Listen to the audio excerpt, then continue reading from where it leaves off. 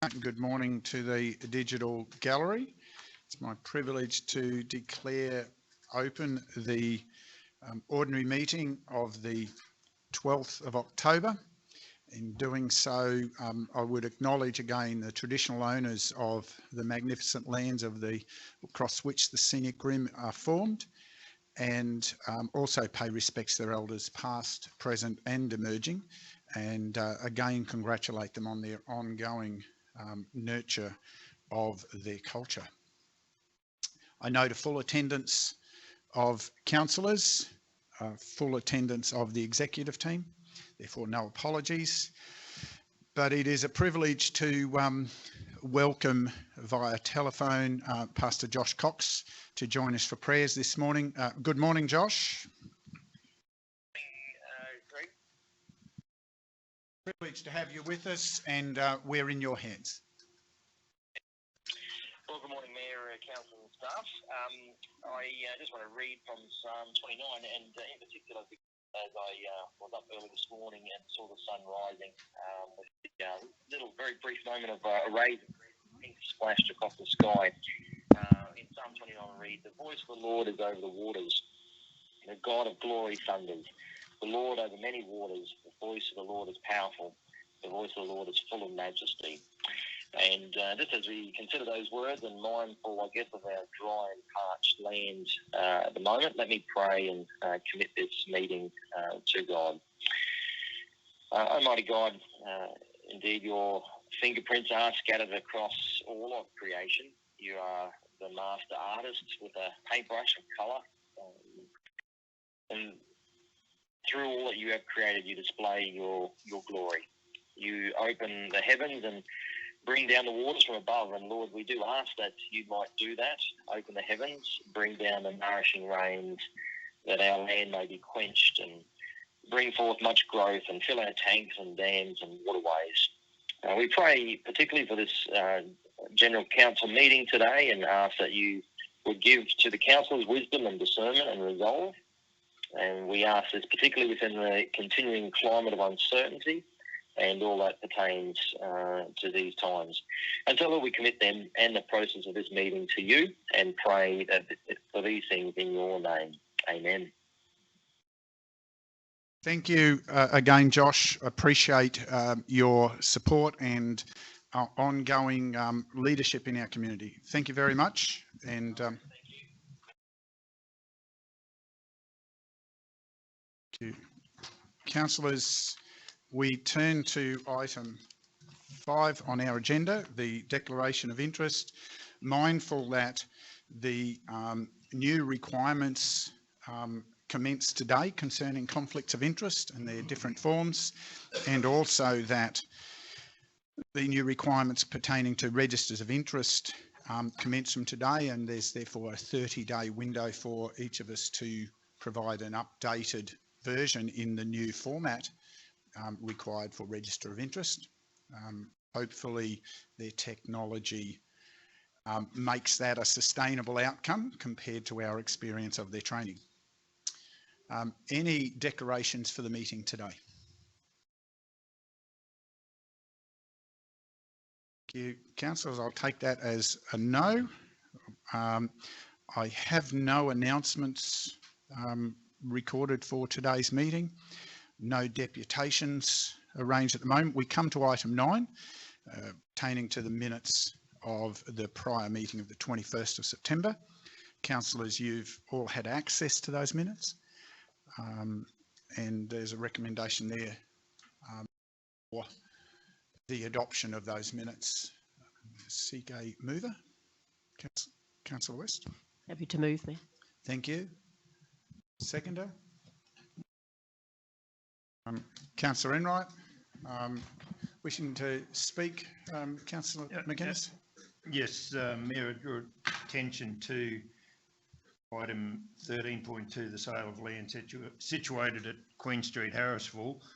My recollection was that it was subject to surveying, that it didn't impede the roadway going down to the property behind as well. Thought that formed part of the motion. Certainly did talk about it. whether it was. I know it's part of the discussion. Interpretation was that was part of the motion, but majority, it's not the end of the world, and I'm sure the surveyors will do it. And certainly, I know that was the intent, but I don't believe it was worded into the motion.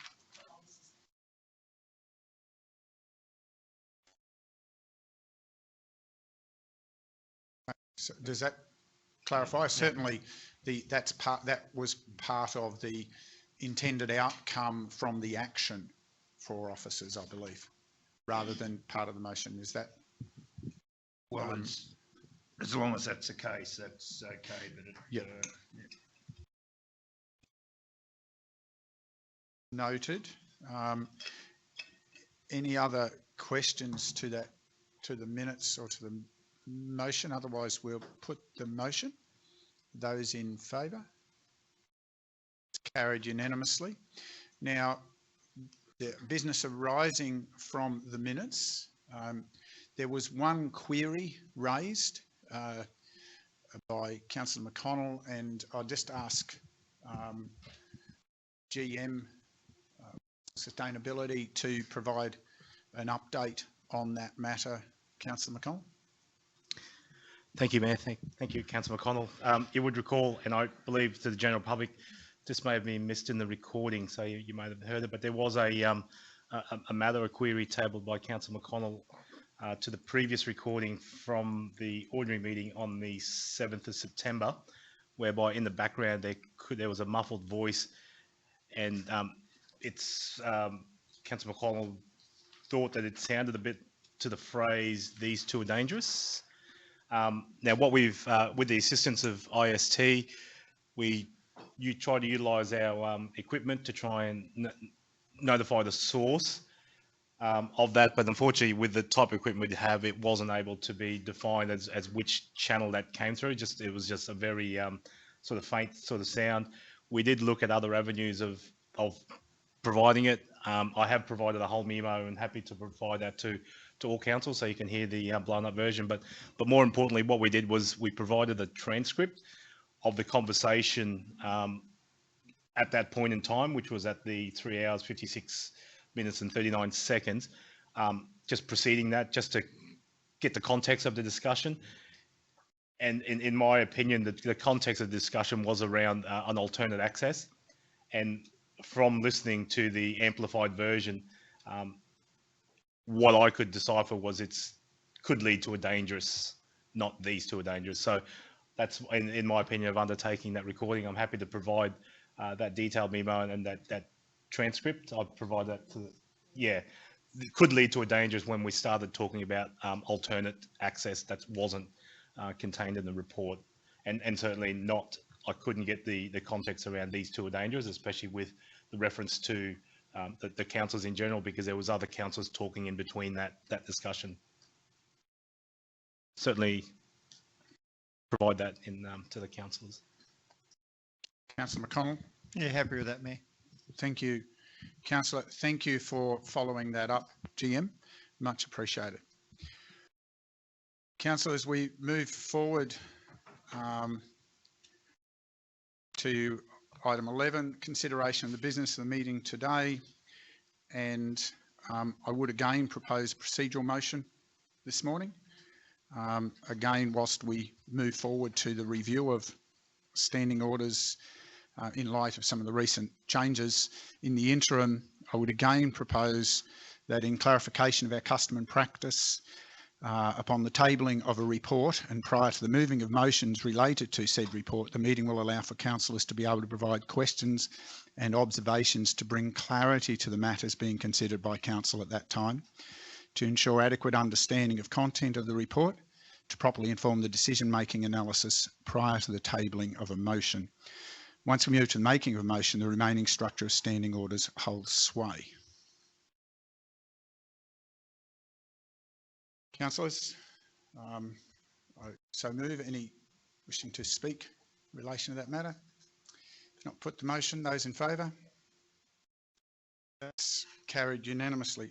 Thank you, councillors. We move now into item 11.1. CEO, we're in your hands. Good morning, Mayor, councillors, executive officers and members of the public listening at home.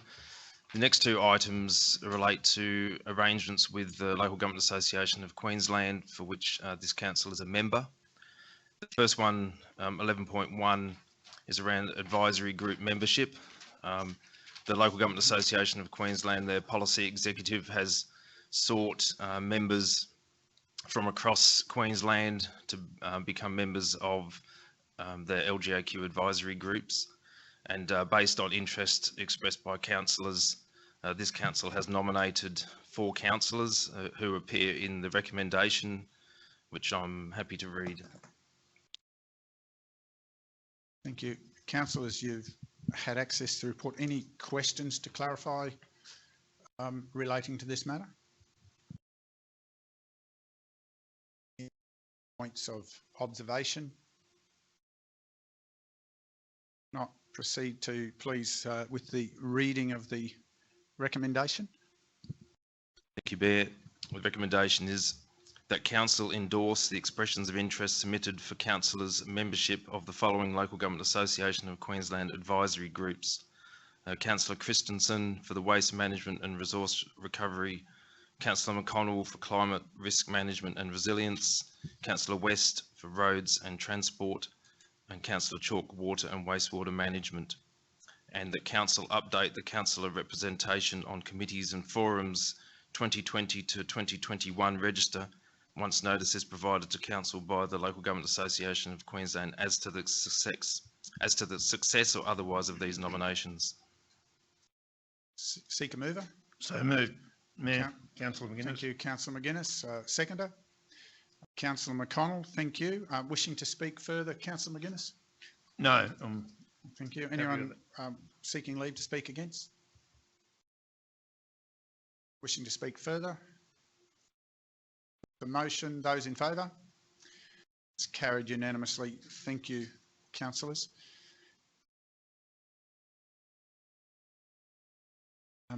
Just before we move on from that item, as an administrative action, CEO, should those be successful, could you please provide clarity to the nominated councillors as to whether that constitutes something that requires to be included on a register of interest or not? I don't believe an advisory committee does, but it'd be nice to formalise.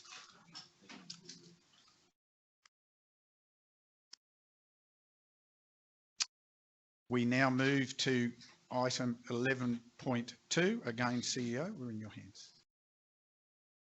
Thank you, Mayor. The second item is an agreement between the Queensland Parliament and local governments through the Local Government Association of Queensland, enabling an inter-agreement, a mutual access agreement, so that members of Parliament can utilise local government facilities and members of local governments in Queensland can use parliamentary facilities, obviously with a number of conditions applying. We had some earlier discussions about this and submitted our response in the affirmative with some amendments which we felt this council needed to submit, particularly around use of Wi-Fi and the like.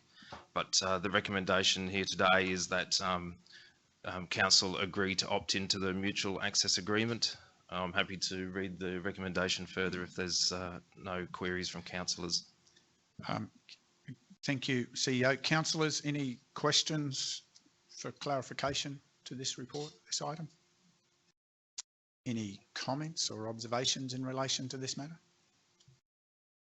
Not. CEO, we'll ask you to read out the recommendation, please. Thank you, Mr. Mayor. Recommendation is that council agree to opt into the mutual access agreement as co-signed by the Queensland Parliament and the Local Government Association of Queensland, and council authorise the Chief Executive Officer to formally advise the Local Government Association of Queensland of this decision. Seek a mover. Councillor Chalk. Seconder. Councillor Enright. Wishing to speak further, Councillor Chalk. Anyone seeking leave to speak against? Wishing to speak further? Not, we put the motion. Those in favour? That That's carried unanimously. Thank you, councillors. We now move to item 11.3, the GM of Customer and Regional Prosperity.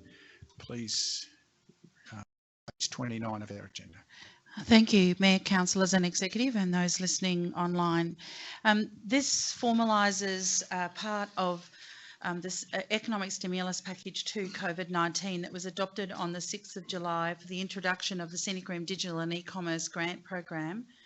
The guidelines are attached to the report, and as a part of this initiative, Council has established its inaugural, sorry, I can't say that this morning, inaugural Scenic Rim Digital and E-commerce Grant Program to assist local businesses to access digital technology and services to help them work smarter, engage with the global economy, and make most of the online business opportunities that currently some of them do not have access to. The report is reasonably self-explanatory, and we've also developed as a part of this fact sheet, which will be released with a media release once Council adopts this program, and the grants will become available from tomorrow, 13 October, should Council adopt it today. I have sent the fact sheet to our Minute Secretary if she wishes to display it on the screen. The grants are proposed to stay open until the 31st of December, acknowledging, as with our previous facade improvement grants, that is a busy time of the year for business. So if someone speaks to us in the meantime and has difficulty getting something in by the 31st, we will, give some grace on that date, for the couple of weeks over busy Christmas period and Christmas closure. But for completeness, we've aligned the end date of the grants to the end date of the stimulus package as adopted by Council. Happy to take questions, Mayor. Thank you. Councillors, questions to this report? Points of clarification? Any comments, observations? Report. Councillor Enright. Thank you, Mayor. I think this is an excellent program. It certainly will fulfil the intention of the stimulus package. And I think through this challenging time of COVID, I believe that retail business has changed, and this package does certainly support the way that we as a business conducts their business, and by supporting these businesses through this program provides an opportunity for them to transition from purely face-to-face retail through that digital program. So an excellent program, and I hope that's one that will be taken up in our region. Thank you, Councillor. Any other comments or observations? Probably, Mayor, I probably should just point out that we've based the criteria for businesses to apply to this on other state and federal government grants, so there's consistency when businesses are applying across the 3 levels of government.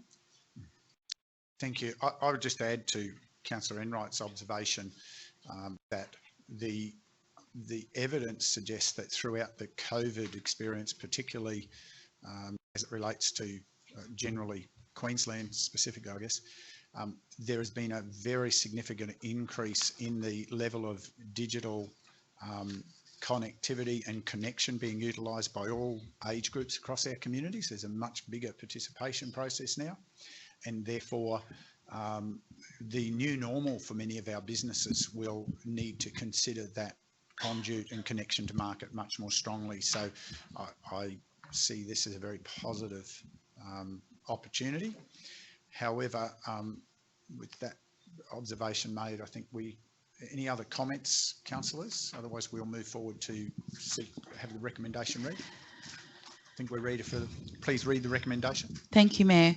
So the recommendation before you today is that Council acknowledge the establishment of the inaugural Scenic Rim Digital E-commerce Grants Program to assist local businesses to access digital technology and services as part of the Scenic Rim Economic Stimulus Package to COVID-19. And secondly, that Council adopt the Scenic Rim Digital and E-commerce Grants Program guidelines, and note that a fact sheet and application form will be released for the program. And thirdly, that Council endorse the Scenic Rim Digital E-Commerce Grants Program opening from 13 October 2020 and closing on 31 December 2020 or until funding is allocated, and noting that if applications are submitted during the Council's Christmas closure, these will be accepted and assessed accordingly. Councillors, you have a recommendation in 3 parts. I seek a mover. Councillor Enright. Seconder, Councillor West. Wishing to speak further, Councillor? No, thank you, Mayor. Anyone seeking leave to speak against? Wishing to speak further? Put the motion. Those in favour? Those against? That's carried unanimously. Thank you.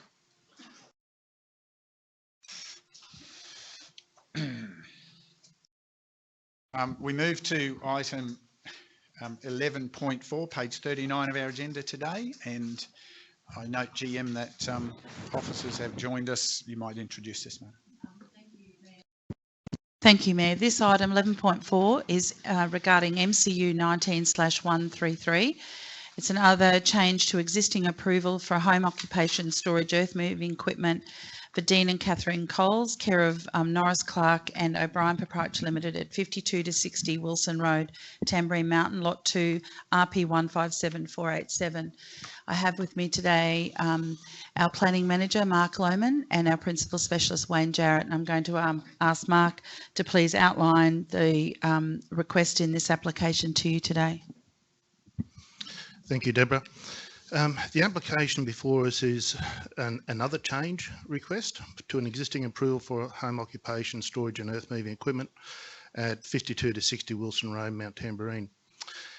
The applicant is responding to Council's compliance investigations to rectify non-compliance of development conditions and attenuate impacts to neighbouring properties from the operations of that are conducted on site. The applicant seeks to amend conditions concerning landscaping, acoustic fencing, driveway access and shed orientation, overall on an approved site plan.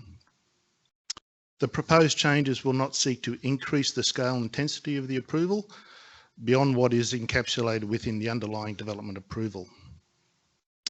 At the ordinary meeting held in March 2001, Council resolved to approve a development application for a home occupation, and some of the subject conditions which are the discussion of today relate to the landscaping plan, an acoustic fence, driveway access, the existing shed to be modified, and only one access point to be permitted on the site. It's important to understand that this is an application, it's not for a new use. The original application was approved under an older planning scheme and would not be consistent with the current or even our superseded planning scheme. So the request is to vary the number of conditions of the existing approval is done so as to remedy non-compliance with conditions and to improve the overall operation of the activity. The change seeks to include a landscaping plan which has been submitted, provided the already constructed acoustic fence to the west of the property. We'll note that in the conditions of approval, we're looking to extend that fence out to the front boundary. Provide a second access point, which has been approved by the Main Roads Department, and provide a sealed driveway. The retention of the shed opening as in its current orientation is proposed, and that fits generally with the current location of neighbouring houses. During public consultation, a total of 31 submissions were received, 25 of which were properly made. Furthermore, 29 submitters objected to the proposal, while 2 submissions were in support. Points raised include that the proposed changes would result in an increase in the scale and intensity beyond that of the intent of the development approval. I reiterate, there is no change to the proposed intensity. The number of trucks and vehicles, etc. on the site remain unchanged from the original approval. The allowing the second driveway, there were concerns that this would conflict with the intent and purpose of the home occupation guidelines. The issue of having dual driveways was discussed earlier in the report. which identifies that provisions would allow for the forward movement in and out of the property by those trucks or the truck and reduce the impacts of noise and provide consistent land streetscape appeal. So in conclusion, the above proposal is seen to rectify long outstanding issues of non-compliance and imposes no additional impacts in regard to the operational aspects of the development. Consideration was given to the concern that use was approved that would increase impacts on neighbours. However, it's considered that the changes overall will be consistent with and constitute an improvement on the existing development approval which applies to the site. As such, it is recommended that the application be approved with the exception of elements relating to storage and handling of materials on site which were identified in the plans. So they were deleted from those plans to clarify that there was no approval intended for that operation. So as such, the recommendation from staff is that the application be approved as provided for in the report. Thank you. Questions for clarification to the report, councillors? Councillor McConnell?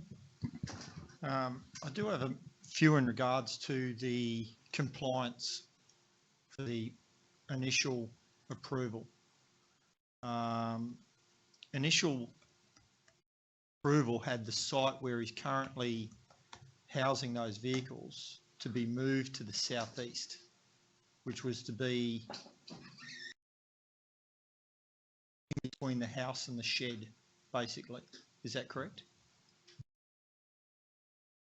It talks about to be relocated between the house and the shed. The actual point on the ground is probably somewhat debatable. But it does say to the southeast, so they weren't supposed to keep using that area in that back corner. Probably not all of the area, but some of the area.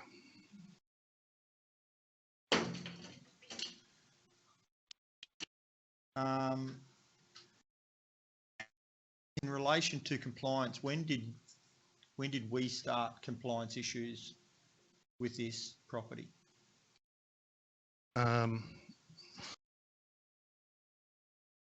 In relation to compliance issues, those are matters which are generally not discussed in a public forum. In relation to the show cause notice, that was in the last year or two. I don't know the exact date. The actual notice itself was served for a show cause.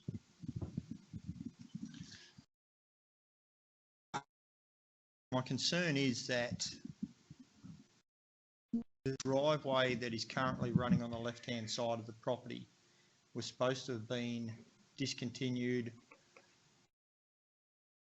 within 3 months of the initial approval, and it basically wasn't complied with, and in fact it was actually enhanced.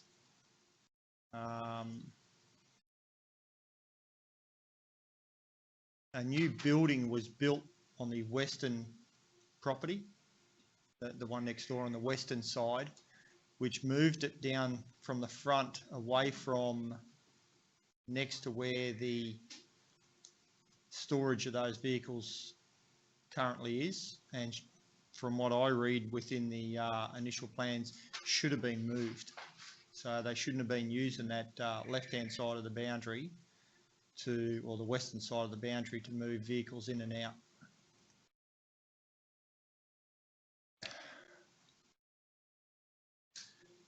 What's to say that the approvals we do now are going to be complied with? Okay, there's a very distinct Yeah. differentiation between planning approval, planning compliance. So the levels of planning compliance is a matter which is dealt with separately by our compliance team. When we assess the application, we assess that it is meets our planning requirements and can be approved on that basis. The level of compliance on any application or any approval after that is a matter for the applicant and the operators and our compliance team. So it's not a matter we can give consideration to in assessing an application.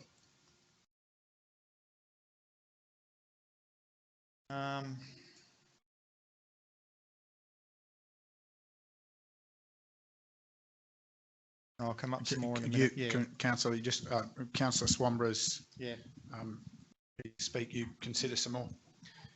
Thank you, Mr. Mayor. Just in relation to the manager's comment about compliance, on the public record, there is a full description of the compliance that has occurred over the last, since the approval was granted, and that was put in by the applicant himself, by Planner John Cragen, which gives a detailed explanation of actually the dates and everything of when the compliance's action was taken and the council's response at the time. So I don't believe it should be off the record today to talk about compliance. I don't think we should go into necessarily all the details, but it's a matter of public knowledge on DAP Online already that, there has been considerable compliance taken over the years by council, and I think, we should be able to discuss that today. Councillor, I think in clarification, if I heard correctly, I think whatever the applicants put in as part of DAP Online's fine. However, this isn't the manager responsible for compliance, so it's not reasonable for him to be trying to speak about historic compliance matters that have happened since this approval was given, when he was perhaps still in shorter pants. Yes, Mr. Mayor, I understand that, and I seek your indulgence, Mr. Mayor, to ask quite a number of questions today in relation to this so that the meeting can be fully informed about the decision. That's the reason we have this capacity available, but I guess, again, just be conscious, this is a planning matter, not a compliance matter that we're addressing today. I agree with you. Thank you, Mr. Mayor. Mr. Mayor, the first thing I want to talk about, we'll start at the beginning here, is on page 45 of the report, where it talks about the Planning Act of 2016. And it says that to remove any doubt, it is declared that the following matters apply to the extent that the matters are relevant to assessing and deciding the change application in the context of the development. And it talks about the assessment benchmarks. Now I'd like to ask the Manager of Planning, what are those assessment benchmarks that are referred to? Assessment benchmarks are a terminology used in the Planning Act and covers a whole range of issues. The point I'm trying to get to and getting an answer to here is that the assessment benchmarks, I believe, would be all the normal benchmarks in the planning scheme in relation to overall outcomes and specific outcomes, would it not? That is correct. And in relation to, because impact assessable is assessed against the whole of the scheme. Yes, no, thank you for that. I also just want to ask a question on the same page 45. It says here that a home-based business means a business other than a hobby that is an ordinary incident of residential living carried out by a resident from their principal place of residence in conjunction with the residual activity, which does not occupy a use area exceeding a total of 100 square metres. And then you say there, excluding on-site parking. Well, I'd just like your comments about where that proviso excluding on-site parking came from, because I've scoured the planning scheme. I've been through the Home Business Code, I've been through the definitions, I've been through everything looking for where it says excluding on-site parking, and I cannot find it. And also, I cannot, all I can see as a definition of a home-based area is a definition of use area. And it seems to me, and I'd like your comment about it, that the use area does include roads or parking and anything that's in relation to the use of that particular facility. So why has excluding on-site parking been included in this when it's not in the SOs or the AOs or anything? That part of the question I'll take on notice. However, in relation to the square meterage, I reiterate, we're not talking about the original approval. That approval has been approved by the council in relation to the way it was structured at the time. We are not reapproving the home-based business. We are seeking to understand, to modify or not modify conditions of that approval. There is an underlying approval which we cannot change. I agree with the manager totally about that, Mr. Mayor. However, we'll get to that in a moment, but it seems to me that, taking my question on notice today when we're making a decision is not going to be a very satisfactory outcome to fully inform the meeting as this decision is going to be made today. Because I believe that excluding on-site parking, certainly by the planning scheme and I've spent hours and hours looking for this evidence of this today. I cannot find it, and it has a major bearing on this particular application that we'll consider today.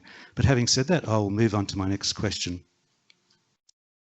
My next question is going to the original approval, and it says that the original approval said that condition number 1, that the use is in accordance with the application, material change of use, development being undertaken generally in accordance with the modified plan of development and accompanying application documentation, except insofar as it is modified by conditions of this approval.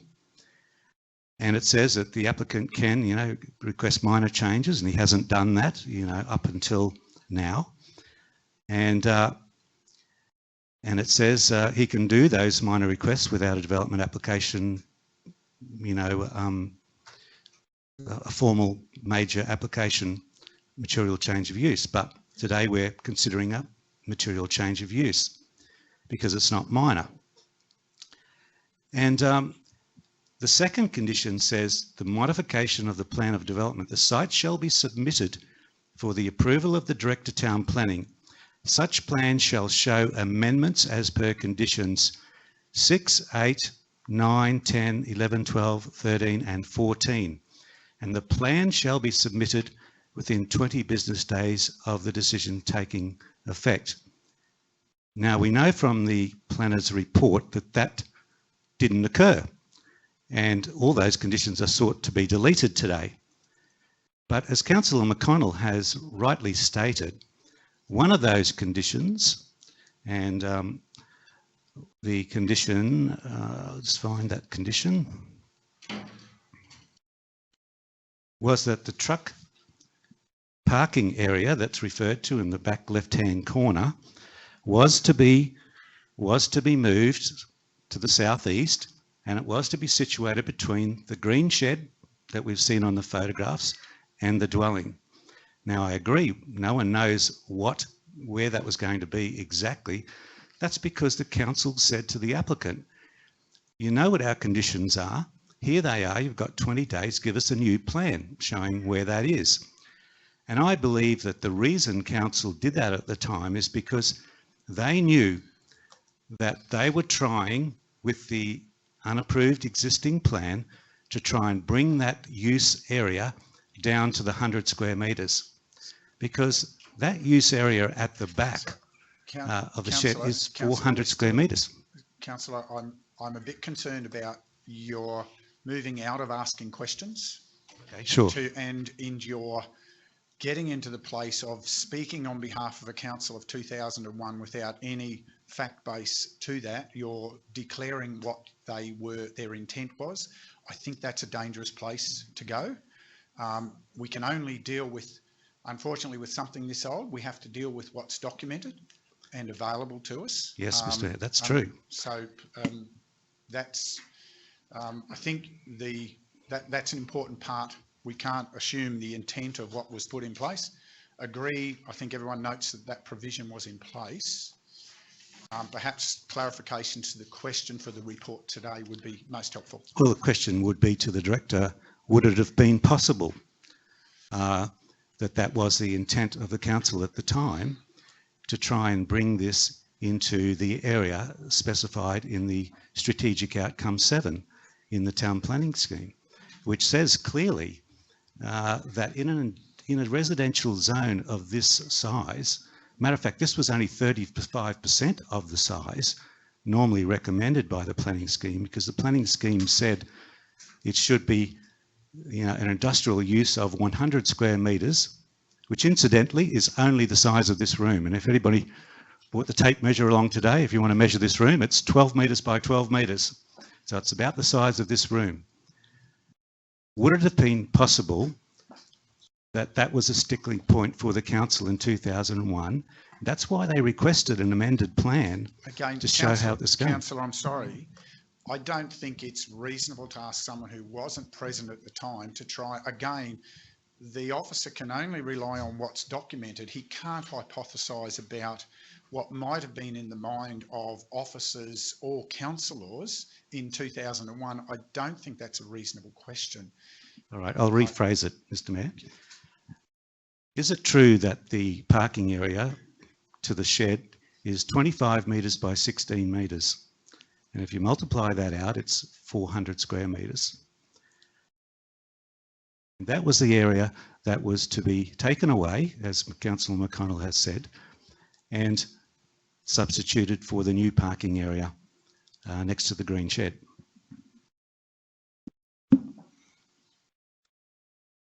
Again, it would be impossible to assume. The only other factor which would come into that is that there was a house located closer to the back, which has since been demolished and moved forward in a different location. So that may have been a contributing factor as well. Yes, I agree. And incidentally, one of the specific outcomes in the home-based business code is that the site, you know, can't be less than 50 square metres from a house. And of course, that parking area at the back was close to two houses. It was close to the Curtis's house, and it was, you know, on the northern boundary, and it was also close to the house on the western boundary. And so it would make sense that in that modified plan to comply with those conditions that were put down in there that we never got, that should have been moved further away to the south and to the east so that it complied with that particular condition. Would that not be logical?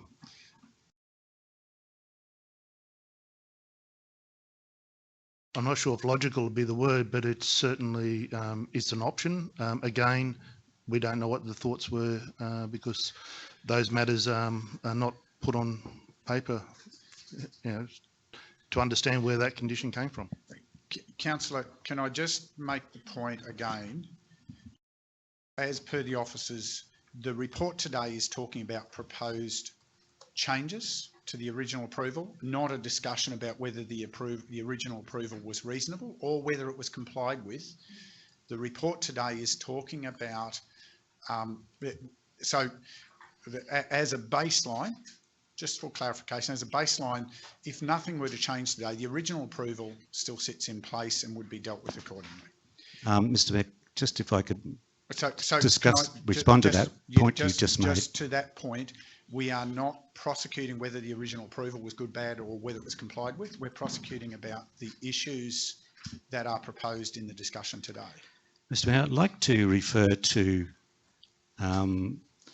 the officers' report where they show the original plan of development, which is on page 42 of the officers' report. And there is a picture of the original proposal, which shows the gravel driveway up in the top left-hand corner, and it shows the existing pathway through there. I believe that that the use was to come in on that existing pathway because it wouldn't have constituted additional roadway to add to the 100 square metres, and so it was the only way that you could bring this thing down to the 100 square metres without constructing new roads. But my point, on page 42 at the bottom, it says figure 1, original plan of development, and it says in brackets unapproved. So that plan was unapproved because it was never modified and sent back to council to comply to get to the 100 square metres. And so that has been the benchmark on which the whole officer's planning report has relied, on this particular plan of development, which is unapproved. And even Sarah has operated off an unapproved plan in coming to terms with the 2 driveways. And, you know, it's just a matter of fact whether we agree it's a compliance issue or approval. Councillor, Yep. you're prosecuting a set of arguments rather than asking a question for clarification to the report.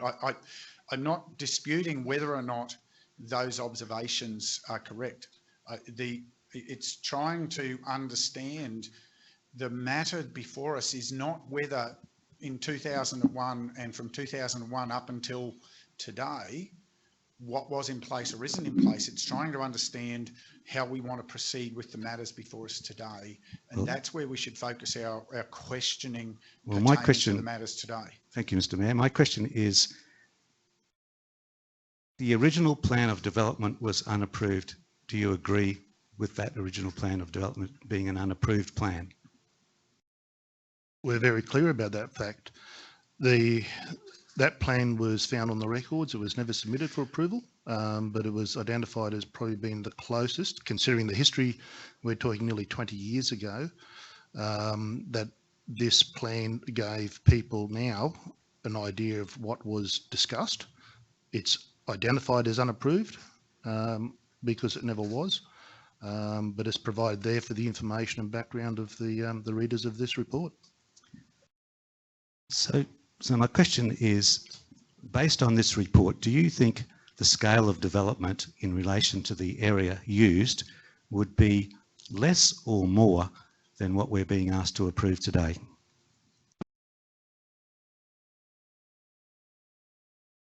The scale of development is unchanged from the point of view that there's no increase in the approved vehicles using the site. Thank you but can you see that the number of vehicles, you know, I agree with you, that's what's proposed. However, in John Cragen's submission, he has told us that there are presently 5 trucks and 3 skid loaders and an excavator of 8 tonne and a thing. And he has said in his report that the business has grown to that particular size. And he also says that it's unviable to have a business unless I can at least have 2 trucks parked on site. And yet we're saying, and we've been told in this report, that there's only going to be 1 truck parked on site. So I am just wondering, you know, don't you believe that the area involved has anything to do with scale of the development? In relation to the number of vehicles, the approval is for the one truck, the skid steers and the excavator. That is the limit of the approval. If there's any more than that kept on site, it is a compliance matter. And now the applicant is well aware of that. They did not seek to amend those conditions. So one can only assume that that's the approval they're wishing to continue with. So, Councillor Swanborough, I might let someone else have, Councillor Enright. Thank you, Mayor. If I could ask a question, perhaps hypothetically rather than specific to an old approval. Does an approval have a threshold that should the business grow beyond the intent of the original approval, that makes the original approval no longer valid? Yes, it does. And this is often a case, and you know, when business sets up to a particular level and that's their desired level, and then business is good and it grows beyond what the current approval is. So the measures are varied on that, and sometimes they're not hard and fast to be able to quantify. Really what we talk about in the Planning Act is increase in scale and intensity. And so we need to measure that and understand that. In this particular case, the scale and intensity of the vehicles being stored on site has not changed. What is happening in practice and what is being approved may be 2 different things. That's not for me to decide. But in relation to this one, the scale and intensity of the business approved is unchanged. Thank you. Further to that,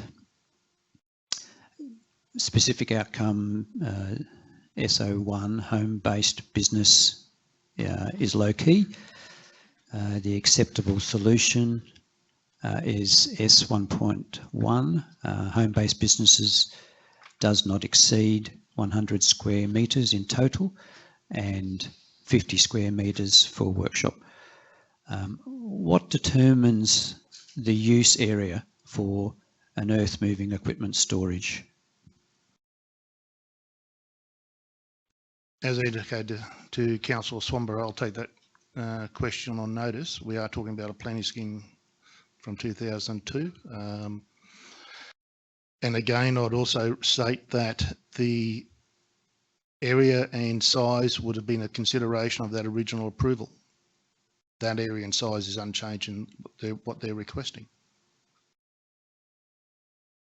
So if we take that, subject to clarification on some details, but it might cover the coverage that the equipment has on perhaps the footprint of the equipment. Would that be correct? I'm not going to make assumptions.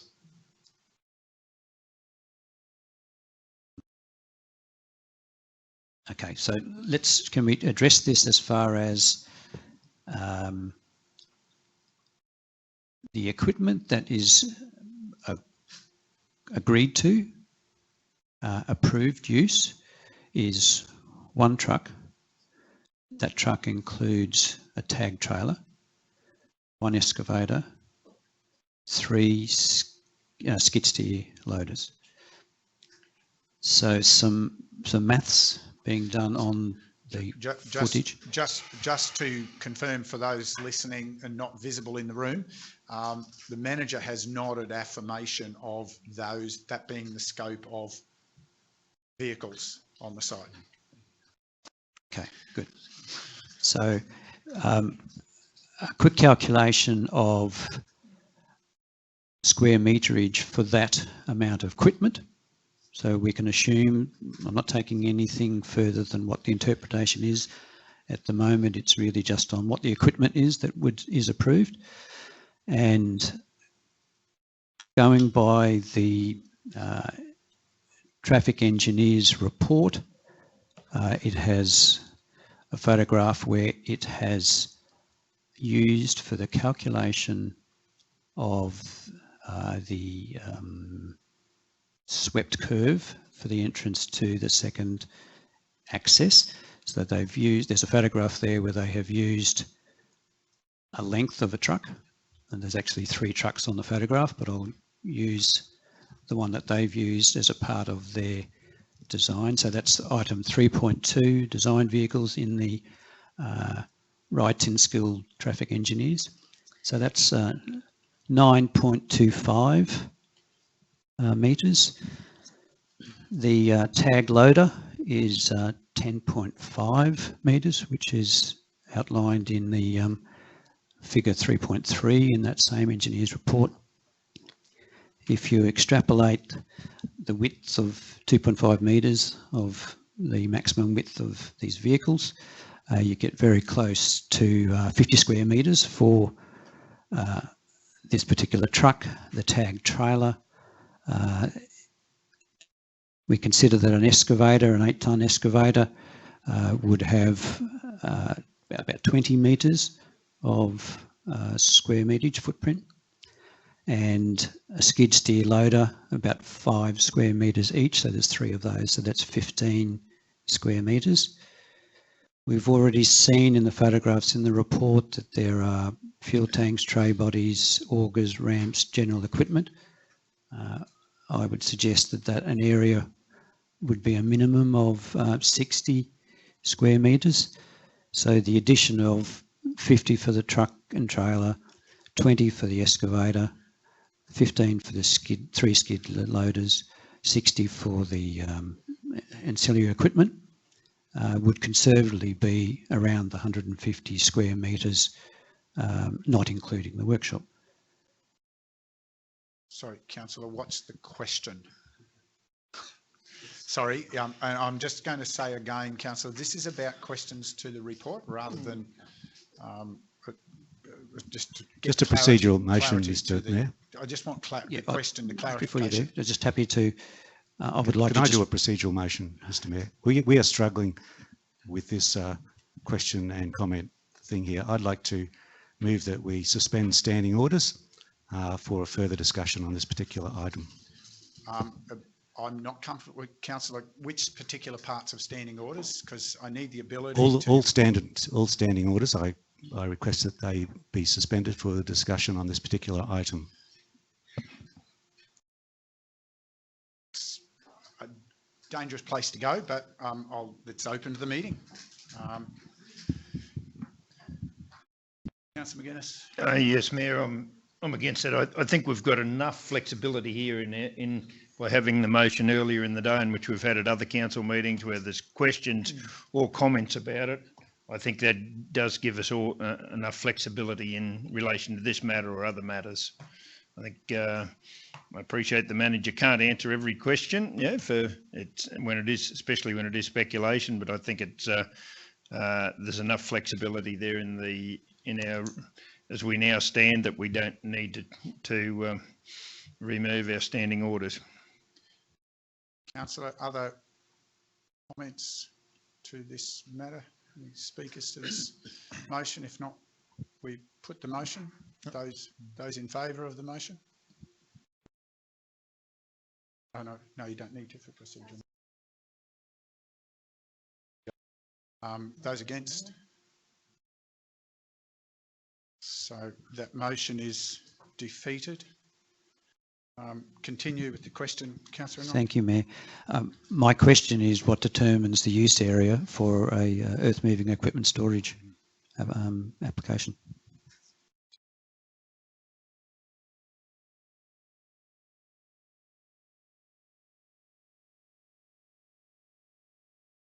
As I've indicated previously, I was taking part of that question on notice. In relation to, there's a couple of points I should probably raise. One is that the skid steers and the like can be stored inside the shed, so that nullifies their square meterage. In relation to the overall square meterage and the like, those matters were considered in 2001 when the application came in. So what we're looking at here is nothing to do with their usage with the square meterage.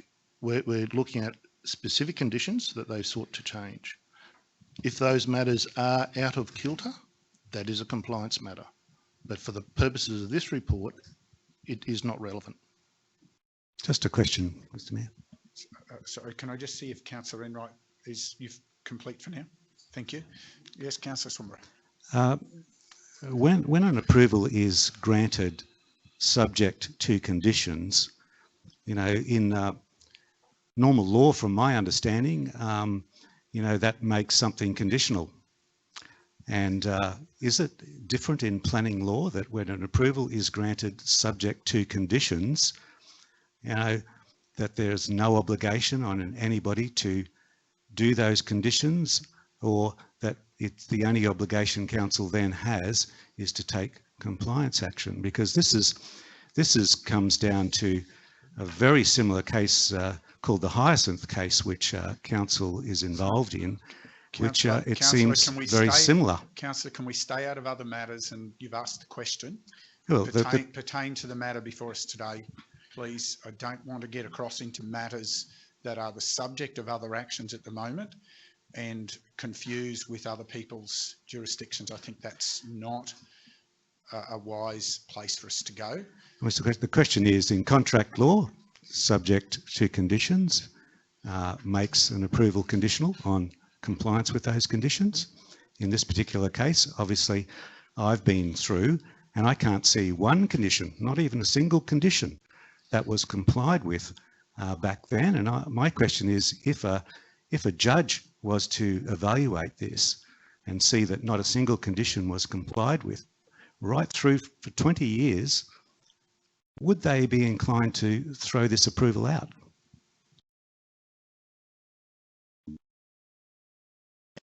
And if I can just flow on from that so that you don't have to answer that one, because I think what we're all struggling with is that the applicant didn't abide by any of the conditions from 2001.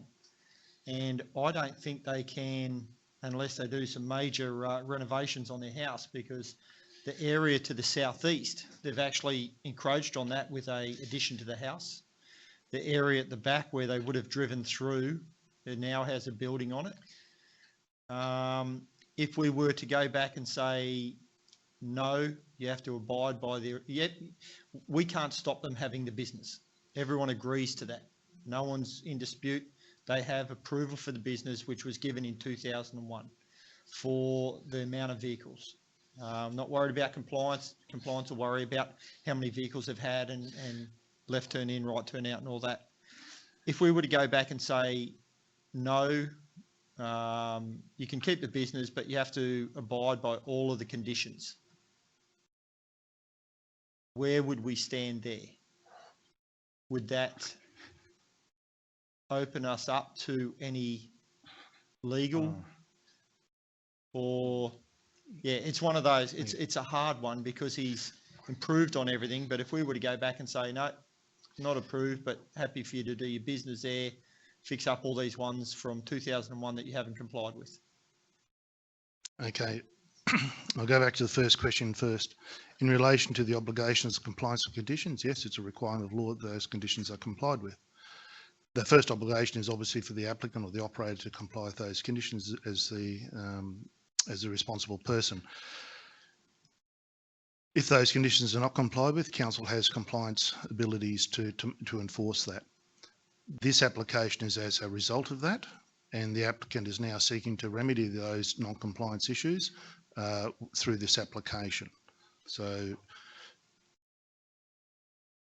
you know, it's evident that the compliance is the lead reason for this application being here.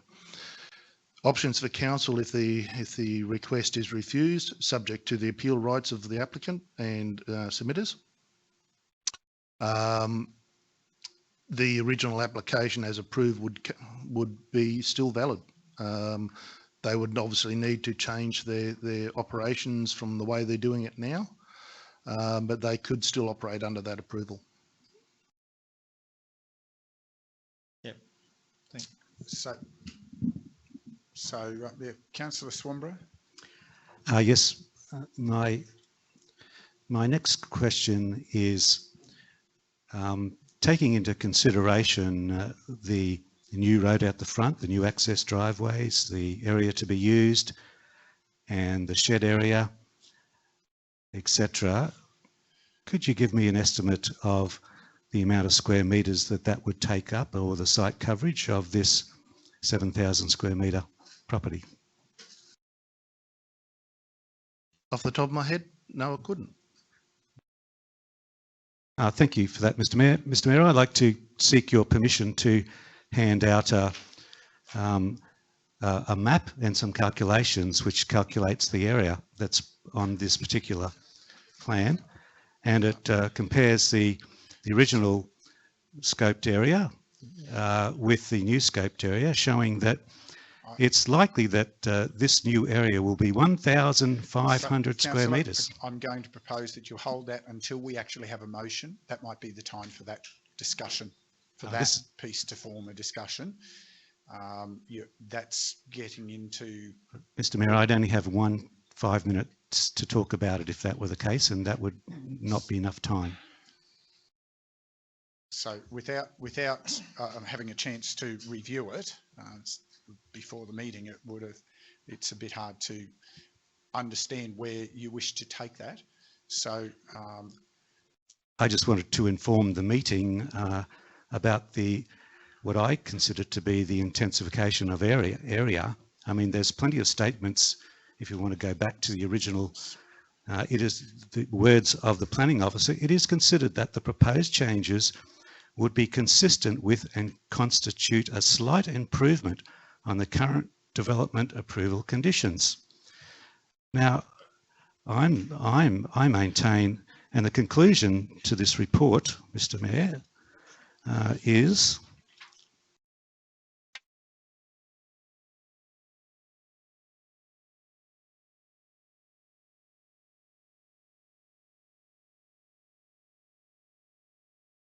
So, Councillor, rather than introducing a new document that perhaps nobody else has had time to consider in the context of the report, Yeah.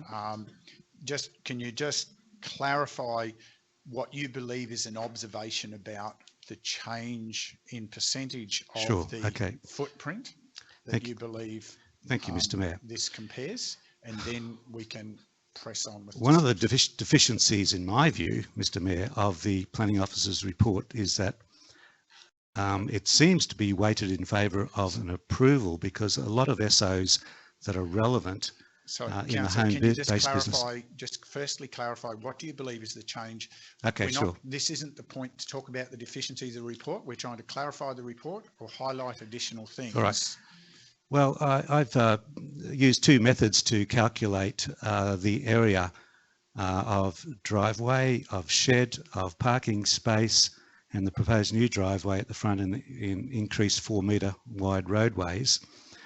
And I come out and obviously my first method says that it's likely to be around 1,260 metres squared, but that's when I was using 2.5 metres as the width of the road. So it's more likely to be about 1,500 square metres is the proposed area on this, what we're being asked to approve today. And the way we're being asked to approve this, it doesn't say anything. It just says, hey, tick the box and sign off on a new plan of development, and that automatically gives them approval for what's here. Councillor, please, I'd ask you to maintain a respectful tone to your comments. That's not appropriate to go into belittling the comment. Those last comments were not suitable. Can you just contain? I understand that there are concerns about the report. We all have our questions about the report. However, it's been prepared professionally. It's been prepared in good faith based on the information available, and we should not belittle that process. Raise the questions you have, raise the observations, but please contain those comments. Well, the question and the observation, one of the SOs says that, yeah, and that's why I asked the first question, Mr. Mayor, at the beginning about the table of assessments. The table of assessments are relevant to assessing this application, but we've left out a lot of the individual items in the table of assessment, and one of them was that the total area of the whole block is 7,000 square metres. One of the SOs that left out says that generally for an industrial usage in a site in a residential zone, it should be 20,000 square metres. So 7,000 square metres from the outset is only 35% of what is required as a probable outcome in the home-based business code. So we're left with 35% of what should be, and then we come down to 1,500 square metres of use on a site which is already 35% of what is required. So, Councillor, I understand you're not making observation, you're now posing an argument. I'd point one of the opening comments and this is important to reiterate, that I heard, and I'd just like it confirmed, was that this development would not get approval under today's planning scheme. That was the opening comment. So we cannot compare. The approval exists, and there's no one here, I think, who was around in 2001 to be part of to know what was in the minds from a 1985 scheme, which was used as a reference point at that time. And I was as well. I can't talk to the intent of the councillors of the time. However, the comments, the approval was given in the context of a different scheme. This is the challenge that I can hear in our dialogue. There is an approval under a scheme that never considered where we are today. And now the officers are trying to assess and have put forward a report trying to assess in the context of what's relevant today, noting that there's an approval underpinning this that wouldn't be acceptable if that approval was being lodged today, sought today for the whole thing. Is that a correct understanding? That is correct, Mr. Mayor. The planning schemes of 2007 and 2020, this type of development would be inconsistent, and whilst, as with all development, you can apply, it would be unlikely to be approved for the reasons we've been talking about this morning. In practice, what we have is an approval which is there. It cannot be pulled. These requests for amendments to these conditions are seen to improve on what was probably not the best approval that was given originally. So we, in the assessment of it, look at the changes as being an improvement on an approved use, which, yes, today would not be probably approved. Mr. Mayor, just a comment on the director's statement. What he's actually saying is this he said an improvement on an approved use, but I would say that it's an unapproved use is more likely to be the statement, because none of the conditions were complied with. Sorry, councillor.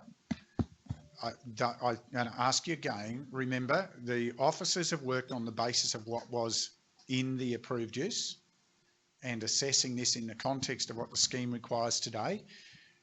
Those comments you should reserve for when we're discussing the motion potentially, because that's a subjective assessment. We're trying to deal with a factual assessment, and I get that this is difficult. I understand there are a lot of perceptions around this. There's a lot of discontent, and it would be reasonable to observe, because the matter has been included by the applicant, that there are a number of other compliance issues that aren't addressed through this that may still need to be dealt with on the site. That's not the subject of today either, but it certainly muddies the waters around this matter. Councillor McGuinness. Yes, Mayor, I'd like to follow up with the manager on the question. If the 1972 planning scheme, if there was such a thing, was approved, how long can we go on for this? And I take your point, and I think you're correct in what you're saying, but surely this has to have an end date too, though, that we can't be sitting here in another 25 years and looking at it. The answer to the question is yes, that could well be the case.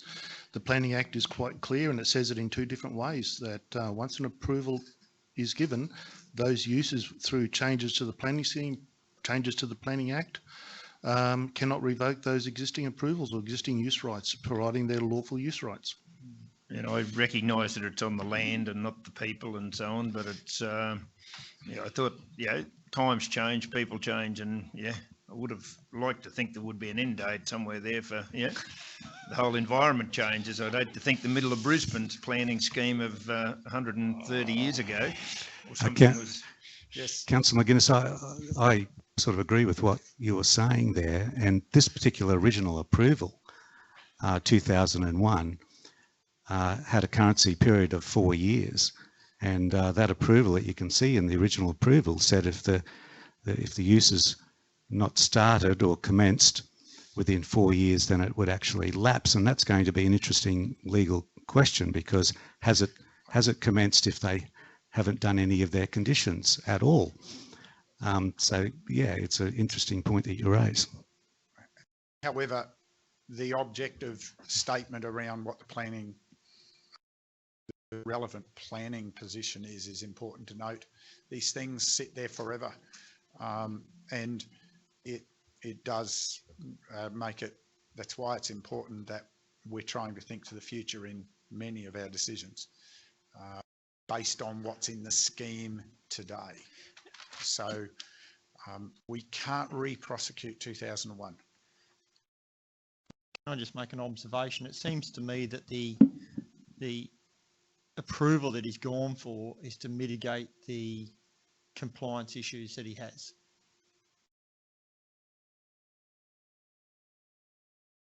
So he'd never, that driveway on the western side was supposed to be removed.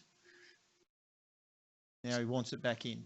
Sorry, Councillor, just for clarification, you're talking about the approval under discussion today. Correct. Is related to variances from the original approval. So that, of course, compliance issues. he's tried to keep the original location, the original driveway, all of that stuff. He's tried to keep in with this approval. So he hasn't tried to comply with the original approval. He's trying to use a change of use to negate the initial approval that he was given. He was given approval to do it, no one disputes that. The conditions that he had, he's trying to use this new change of use or the new application he's got to negate those conditions that he was given, which was to remove that driveway and to move the truck parking area to the southeast of where it currently was, which you can see on that that map on 42 was at the top left-hand corner, and it was supposed to have been moved between the existing shed and the existing dwelling, which now has an extension on it, which he can never park there. So what he's put in is, instead of complying with the initial approval, he's put in an application to basically take out all the conditions that their initial approval had on him, had for that land use.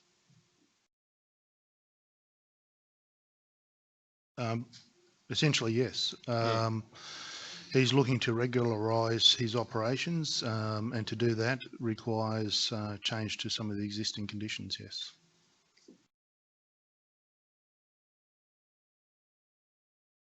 But not all.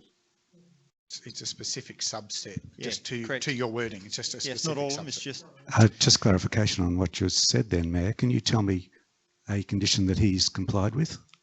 Sorry, no, that he's seeking to change was what I was, to Councillor McConnell's point was that he's seeking to change, just the wording of all was actually the conditions that he's seeking that are sought to change are ones that relate specifically to compliance matters, was the clarification of the point, not all conditions of the original approval. I'm not discussing the merits. I'm not discussing the merits of the original approval at all because I don't have control over it, except that that's a different window. That's a compliance matter to those, and that's not part of the discussion today. So I couldn't comment on other conditions.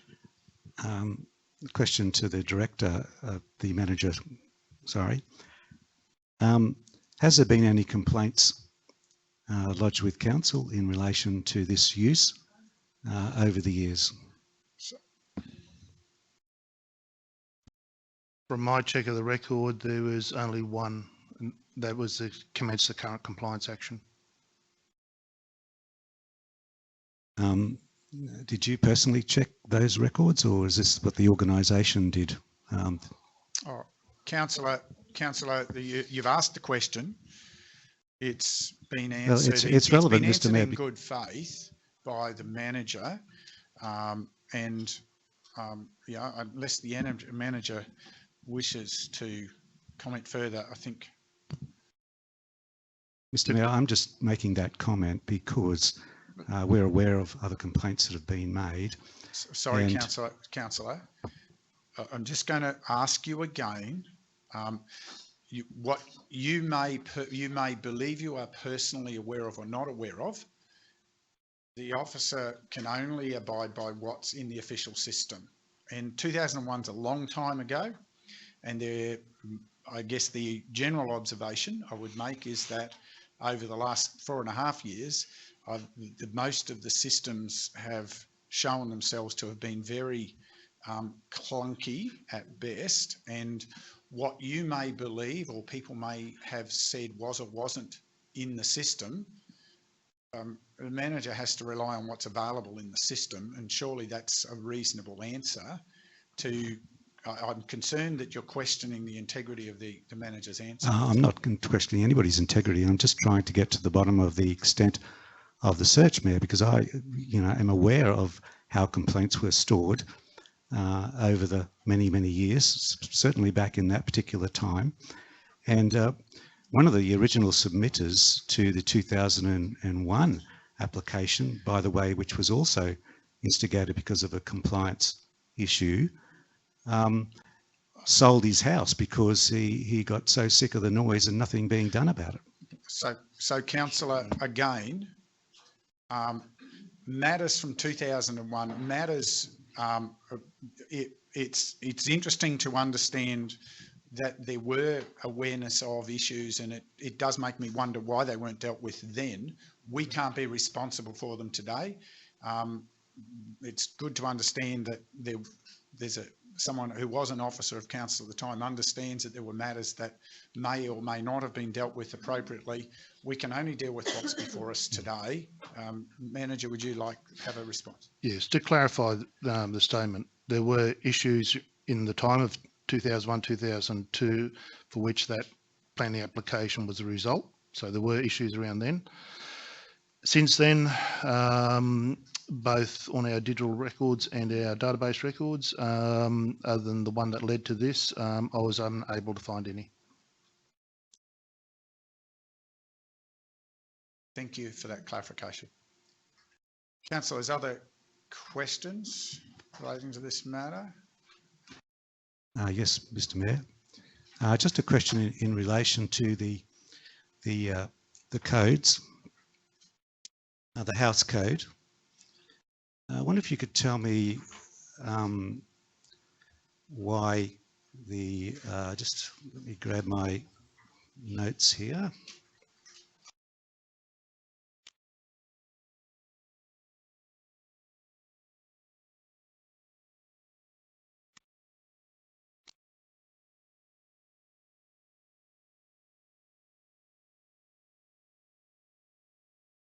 I wonder if you could tell me why specific outcome SO2, SO3 and SO4 were not included in the officers' reports,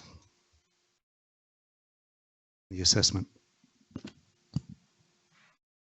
Not all specific outcomes are provided in the reports. Those that are considered most relevant or most exceptional are included. So from that, I'd take it that the officer was reasonably comfortable that these were not an exception. Take, for instance, SO1. SO1 on the house code for a level 3 code, a level 3 home business.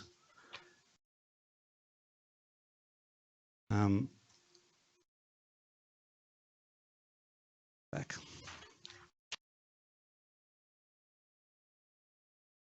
Now I'm flicking through my 2007 planning scheme here. It says development ensures that the residential character of the surrounding area is maintained and protected. And that one wasn't included. Is there a reason that one wasn't included? You need to go back to the request and the changes of conditions. There's nothing in those requests that changes condition which would have caused that to be raised as a particular issue. If anything, in relation to there would have been probably a betterment in that a gravel road would be bitumened. So yeah, again, I reiterate, we're talking about assessing the changes to the conditions, the specific changes of conditions. We're not going back and re-prosecuting the original application, which is what that outcome is looking to do. In relation to SO2, my question is, SO2 says the development does not impact adversely on the amenity of the area by way of emissions at the property boundary, including but not limited to noise, ash, dust, fumes, grit, light, oil, soot, odour, smoke, steam, vapour, vibration, waste of waste products. And it says the acceptable solution here is that the development does not involve the storage of any regulated wastes or of any flammable and combustible liquid. And I was wondering just why we didn't include SO2 in the planning officer's report. Surely that was relevant. Again, there's no change to that scale and intensity that it requires that level of consideration. But in the officer's report, my question is why in the officer's report under referrals did your health department of council say that they objected to the application because there was no mitigation required for all of those things in the request change? Again, because the comments raised, if this was a new application, those comments from the health department would have had a lot of weight. In this regard, we're looking as to what's going to change in the approval and the application. And in that case, they had little weight based on what has been approved previously. In relation to some of the emissions, there was changes to things such as the acoustic fence, and we've also requested it come further out to the front road on the western side, and provision there that if there's noise to the north or to the east, that further fencing could be required there. And in relation to SO4, it says development does not have an adverse effect on the amenity of residents of adjoining premises, and the outcome and the probable solution is that the development is located a minimum of 50 metres from any residence on an adjoining lot and 20 metres from any lot boundary. Surely that would be relevant to the deletion of some of these conditions because it puts the development right on the boundaries.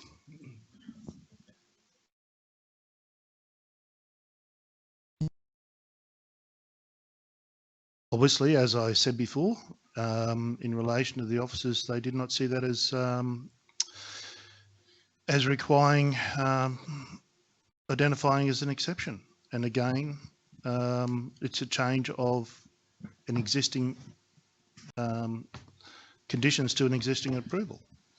My question would be, how much discretion do officers have to change the rules than what is in the planning scheme?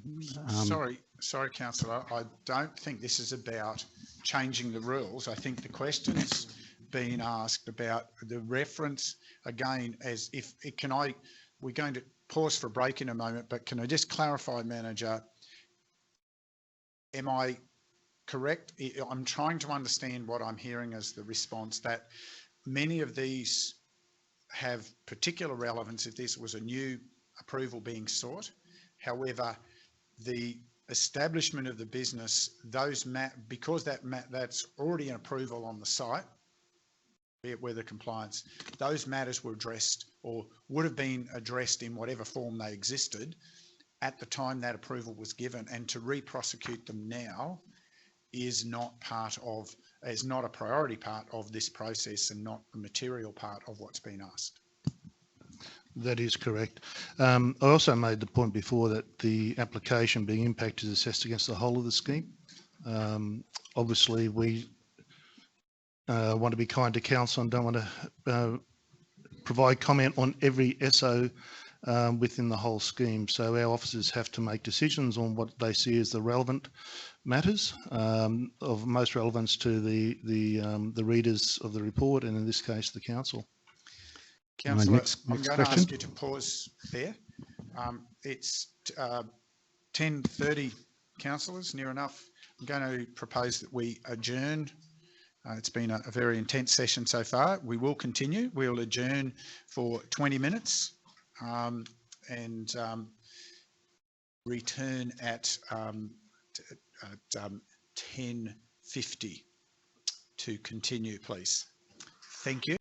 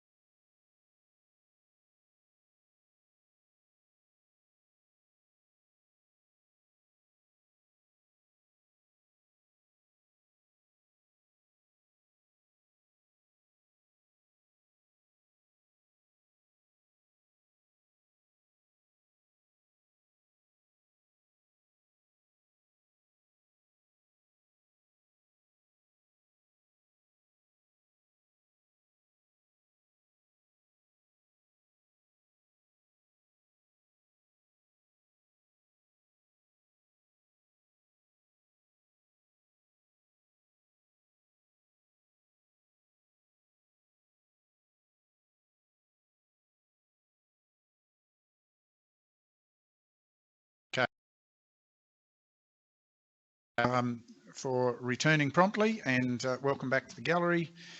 Councillor Swanborough, you were about to commence with a further question.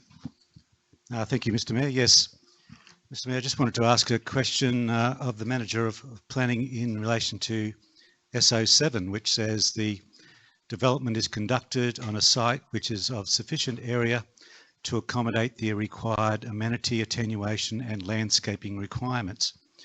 And of course, the probable solution is that the development provides that a Category 3 home-based business is not conducted on a site that has an area of less than 20,000 square metres, which is 2 hectares.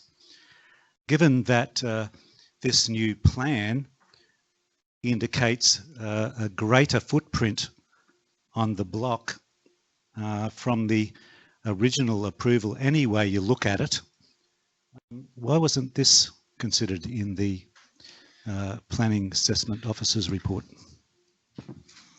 I refer to my previous answers on that one.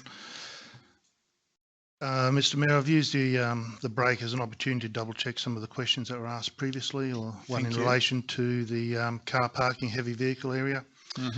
We must bear in mind there's a couple of issues here from an assessment point of view. One is that the original application was applied for and assessed under the 1985 scheme. The change application was assessed under the 2007 scheme, which is the SOs that are being read out now.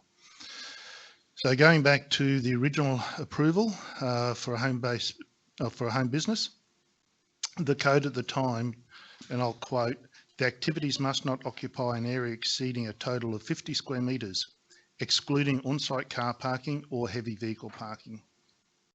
I trust that clarifies the matter in relation to the parking. So in this case, the shed itself would have been the only GFA gross floor area that would have been considered. Thank you. That's one of the clarifications, I think, Councillor, that you raised earlier. Does that provide where the basis of that was in the original approval? So yes, thank you, Mark, for that. So it's really referring to any hard stand or construction. So that being that workshop area of 50 square metres was the only requirement for the original application, and the consequential footprint of the operations.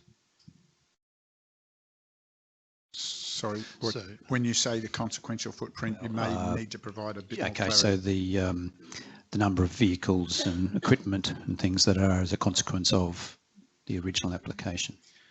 That part of it, the footprint that the equipment provides as a part of the operation is not included. The only area that was considered as a part of the original application was the workshop of 50 square metres. Okay, that would be correct. So your driveways and your car park for the vehicles or heavy vehicles would not have been included in that 50 square metres, which is reasonably consistent with the way we look at currently under the planning schemes. We talk about gross floor area. So we talk about the building area, not so much the car park and driveway. If it's different to that, we have different terminology that we use to specifically capture total use area or the like. In this case, the 85 scheme specifically excluded car park. And just a slight clarification, given that this application was actually for storage, earth moving equipment storage, none of that was considered under, none of that footprint was considered under that application. The space that the vehicles and equipment take up. That's right. Councillor Swanborough. So to the manager, just a question. So under the 1985 planning scheme, the usage area was reduced to only 50. It was 50 metres squared, not 100 metres squared. That's what the code talks about, yes. Given that the hard stand in the northwestern corner alone is 400 square metres. You believe that that is not included in the use? That's the clarification that I provide. That doesn't include car park or heavy vehicle parking area. And for clarity, that was as per what you read out just a moment ago as the clarification you recovered during the break. Thank you. That's correct, Mayor. How would you probably explain the fact that the original approval required that they take away the western road coming in? What would be the logic of that if they're required to have whatever roads they have on the property? There's differentiation between, sorry, what is considered the size of the use. That doesn't limit council from having a say on where the driveways go, where things are located. They can still have say on that. But the 50 square metre, when it's calculated, excludes car park.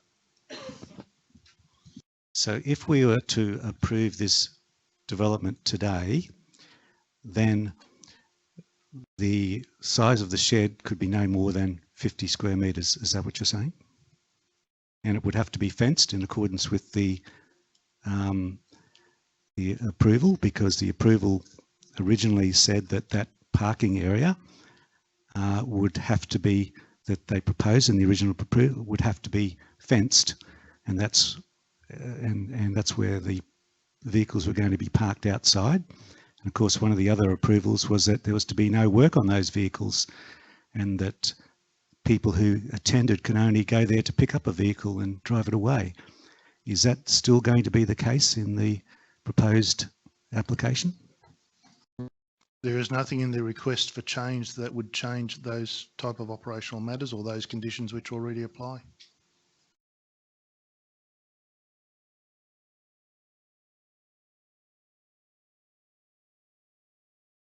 So, points of clarification, councillors? Councillor Enright? Thank you, Mayor. Just a question regarding the driveway access, and I refer to the specific outcome SO4, page 48 of the report. And this, in my understanding, refers to the 07 planning scheme. Development does not have an adverse effect on the amenity of residents of adjoining premises. Given the objections of the neighbour, and in fact I think 3 of the 4 neighbours have put in objections, it would appear that this is certainly not the case, that there hasn't been any adverse impact on the neighbouring property. Given that this proposed change of condition is to remove the requirement of the original approval where the driveway was to enter from the eastern side of the property rather than the western side, which would remove some of the impact on that neighbour on the western side. For some context, I live beside a property who has earth moving equipment, and fortunately they are on a good sized block. It's something like 100 metres from our residence, and while I can still hear the earth moving equipment, you know, changing buckets and loading excavators and backhoes and the likes onto their trailers, the impact is not great. But when I consider that if I was 2 or 4 metres from that boundary, I consider that that would be a significant impact. Question is, how do you think that having this driveway going close to that western boundary achieves that specific outcome?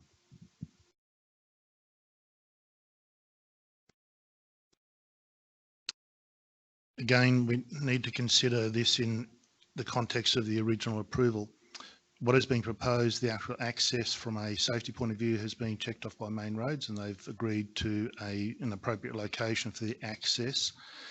The proponent has provided for a sealed road on the inside, which would reduce noise and amenity issues to the neighbours. They've also included an acoustic fence up to the house. Council, in the recommended conditions, we seek to extend that out to the roadway so that that would assist in reducing noise. The alternate proposal is to go back to the original approval, which puts a gravel road adjacent to the house to the east. It's a matter of weighing up which proposal would provide the best outcome. Just, if I could just Sorry, say that the Councillor original... Enright, have you complete? Just a couple of clarifications on it, and thank you for that interpretation. I don't think that the state government's approval of the access has much impact on that second access has much impact on the amenity impact of the resident halfway up the block. And I think this is an important part of finding a reasonable outcome for this particular development in an avenue to improve the amenity for the residents of that area. Councillor Swanborough? Yes, Mr Mayor. Was it not the case that this application was lodged under the 2007 planning scheme, and essentially it was asked to be assessed under the 2007 planning scheme? And so all the requirements of the overall outcomes and specific outcomes are still relevant to this application? In as far as they apply to the requested changes, not to the original application. Yeah, and there are 1, 2, 3.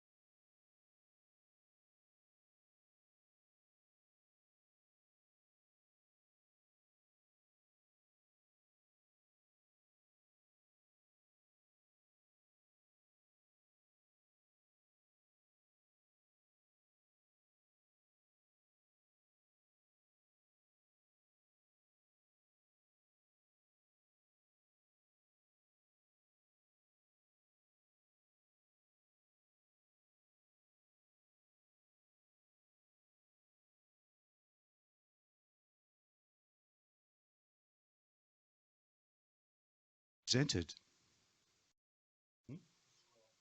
is prescribed. Yeah, prescribed. Is that the case? Isn't SO1 have a prescribed solution of the 100 square metres and 50 square metres? Why did it say there's no solution is prescribed?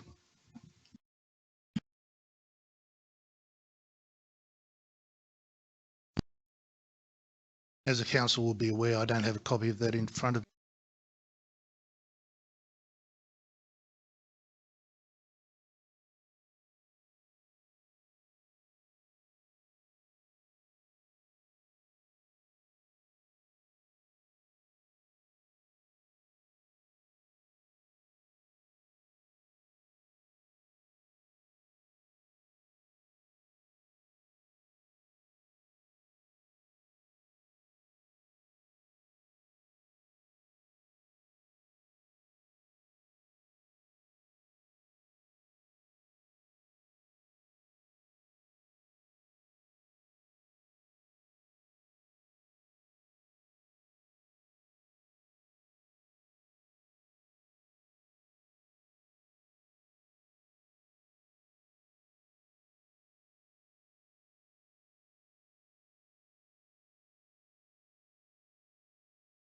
conditions that are specifically in focus. There's 4 there that I see that are the focus of today's conversation. Is that correct in terms of what was asked for as deletions to the councillor's prior comment about 10? They're the 4 that have been identified for our consideration. Is that correct? That's correct. And we're not actually deleting the conditions as such. The conditions are now being superseded by the provision of the plans that have been provided for the development.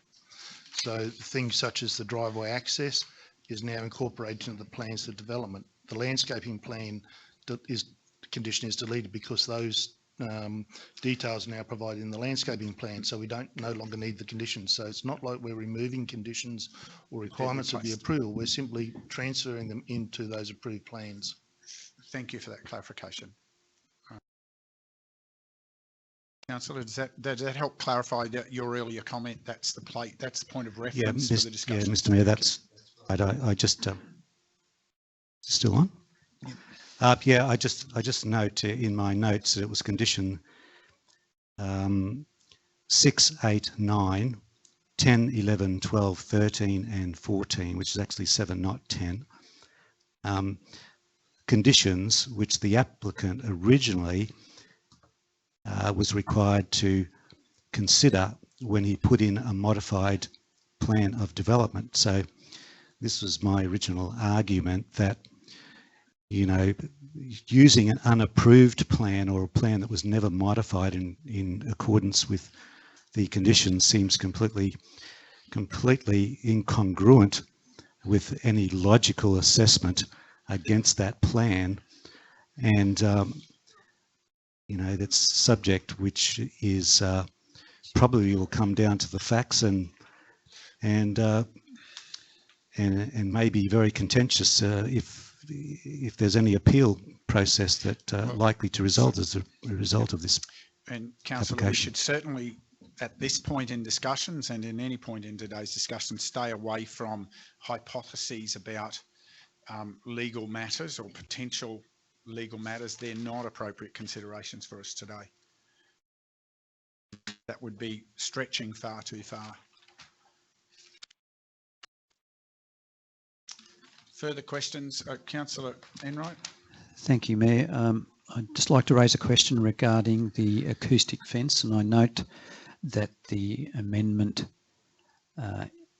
for condition 8 is that goes on the full length of the western boundary, and I think that is an improvement. I do have concerns though that noise and soot and vibration, both the soot will go right over the top, and most people who would know a reasonable sized truck would have high exhaust that would pump out the diesel exhaust out over the top.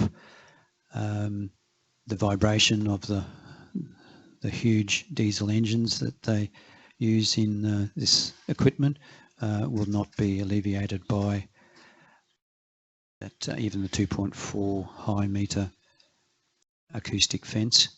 I also note that there's no suggestion for an acoustic fence on the northern and eastern boundary until, I think the wording is significant complaint. It's actually, sorry, Councillor, it says receipt of any substantiated complaint. Any substantiated, thank you for that wording. Any substantiated complaint from the neighbours, and I think we've already heard that 3 of the 4 neighbours have expressed concerns from potential or actual impact to their amenity. Would it not be worthwhile extending the acoustic fence on both the northern and eastern boundaries to minimise that impact at this stage, rather than waiting for the neighbours to have their amenity further impacted by the noise? During the assessment of the application, that was considered not to be the case, that the main impact was adjacent to the driveway.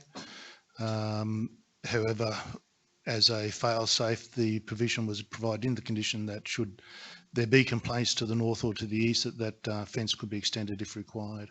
But at this stage, it wasn't considered as being or necessary at this stage. Councillor McGuinness. Yes, Mayor, if I can follow up on that question of Councillor Enright's, the driveway, when it's close there, my understanding, and I thought in discussions at one stage, there is less noise the closer the roadway is to the fence. Is that right? That's correct. Acoustic fences or barriers provide the best effect when they're closest to the source or to the recipient.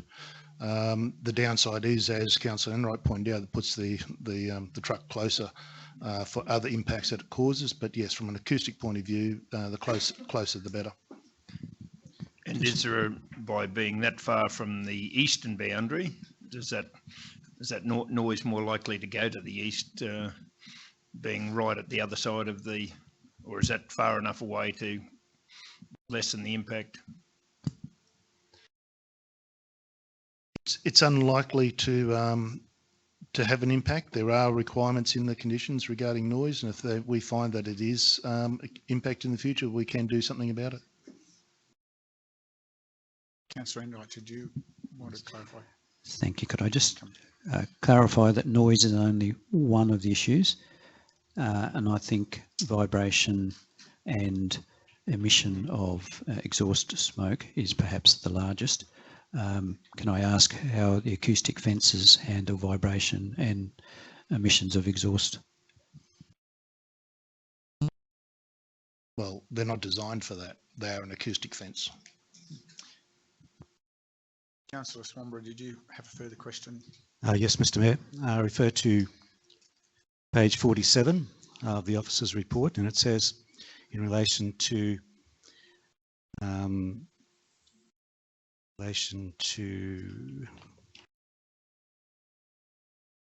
SO1, it says it should be noted that a later iteration of the former planning scheme Beaudesert, Town Planning Scheme 1985. So are we talking about an actual later iteration to the 1985 planning scheme there, which we don't know anything about at this point in time? That information is provided for background. The assessment was done against obviously a previous iteration of the planning scheme, but they made the note there that there was a change which did allow for 2 heavy vehicles. But that did not apply, just for clarification to the question, that did not apply to this specific approval. That's right. That comment is trying to give some background around the policy formation at the time. Councillor. So I take it that means that it doesn't, if it ever came down to a compliance issue, it's not going to be deemed that 2 heavy vehicles now can be operated as this home business because this original 2001 approval was considered against that 1985 plan. It's not an issue because the conditions of approval are very specific about how many vehicles could be brought onto the property. So even if there was a change to the planning scheme which may have technically allowed it, their approval was limited to 1 vehicle.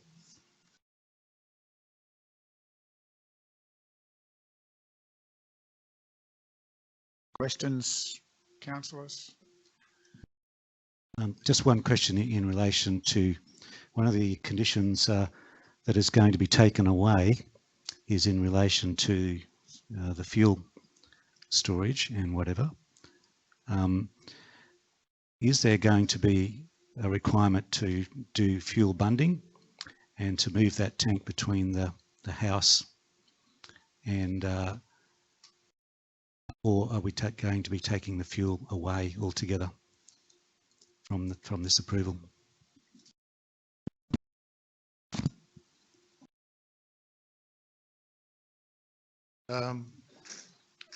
not sure that was conditioned originally, but the requirements of the fuel storage are as per the regulations that cover that. It's under workplace health and safety now, so it'd be whatever requirements apply for that would apply to this.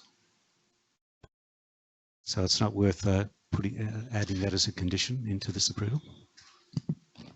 Well, the point is moot because they're still required to comply with the law, irrespective.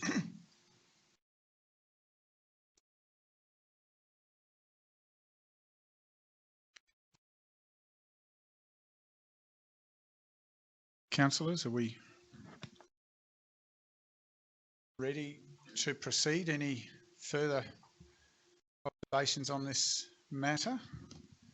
I just have one final question, Mr. Mayor.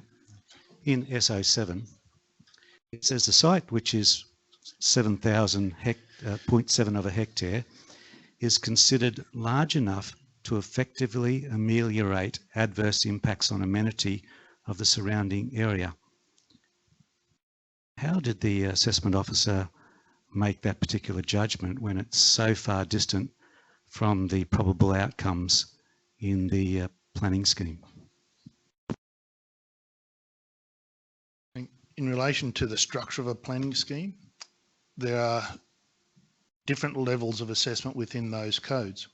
So the initial one assessment might be there's a specific limit to an operation. It must be on, in this case, 20,000 square metres, for example. It doesn't mean that that's an absolute. It means then you go beyond that, you need to look at why that limit was put in place.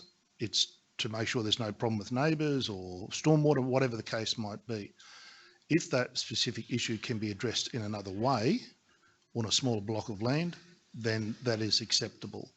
So in this case, even though there's a difference in the lot size, what we look at is whether that the impacts can be mitigated. In this case, the assessing officer is comfortable that, as per the comments made. 20,000 metres is not a magic number by any means, but it's considered to be something which you might say, well, okay, on a block that size, the chance of issues is probably much less. You go below that, well, then you have to look at it in more detail, and that's the way the planning schemes work. So in relation to a planning scheme, say, for instance, in relation to subdivision, if you had a rule in relation to how many lots could be subdivided in a subdivision, which might say you need 200 hectares in order to get 2 lots of 100 hectares each, would a planning officer have any discretion to alter that down to, say, 70 hectares per block, or, a percentage of only just 35% of that figure in order to approve that subdivision, which is just another town planning rule in the planning scheme?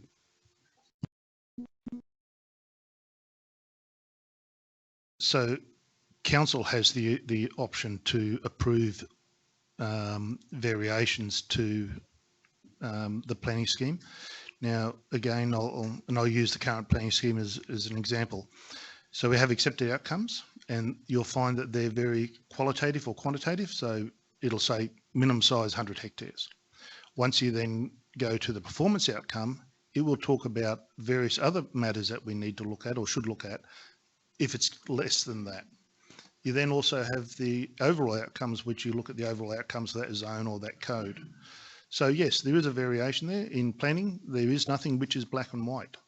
And in some cases, it's very easy to look at these things and say, yes, it complies with what council wants. In other circumstances, we need to look at them on a case-by-case basis.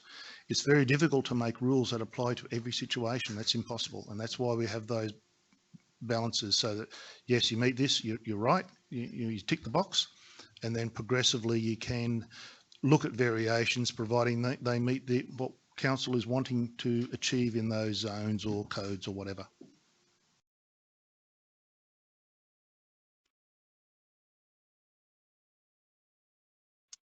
Just as a point of clarification to that last discussion, what we have before us today is a set of recommendations from officers, not officers exercising discretion. It's officers actually analysing on our behalf the complexities of the planning scheme related to this matter and putting forward a report for our consideration as to how we wish to proceed. That's the process of this. So it's not officers exercising discretion, it's them assessing in the context of the complexities of the scheme is what we have before us, councillors. Are there any other questions or observations before we move back onto the process of what's before us as a recommendation and how we wish to proceed today?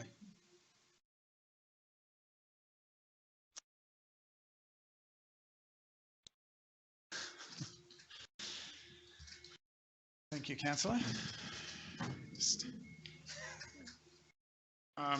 So we just find, so there is a recommendation that forms part of the report that I ask to have read for us, please. GM. Thank you, Mayor. So the recommendation before you is that Council resolve to approve the request to change the existing development approval conditions in respect to the following property. Lot 2, RP 157487, 52 to 60 Wilson Road, Tamborine Mountain. The conditions of approval to be amended are outlined accordingly. There are the referral agent conditions. There's correspondence dated the 13th of May 2020 from the Department of State Development, Manufacturing, Infrastructure and Planning. Is to be attached to this decision notice in accordance with section 56(1)(bi) of the Planning Act 2016. And 4, advisory note says development approval conditions attached to the land. The development approval which include conditions and any modifications attached to the land and are binding on the owner and the owner's successions in title and any occupier of the land pursuant to section 73 of the Planning Act 2006. There's compliance with conditions, and 5, there's further approvals listed. 7 is administrative actions, that the decision notices be issued in accordance with section 63 of the Planning Act 2016 to the applicant, submitters and referral agencies. Councillors, that is the recommendation that sits before us. To you to proceed with a mover.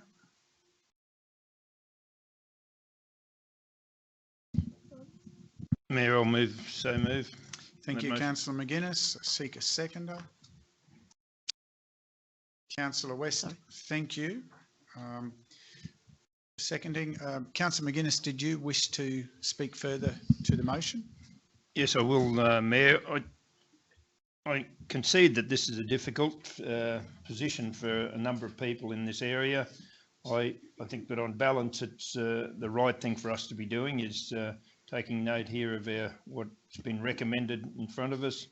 I think there's enough safeguards in place there that if there is issues that we will act on them, and I'll just leave it at that, and I recommend the motion to councillors. Thank you, councillor. Mayor, wishing to speak against? Sorry. Councillor Enright. May I move an amendment to the motion, please? You may propose an amendment.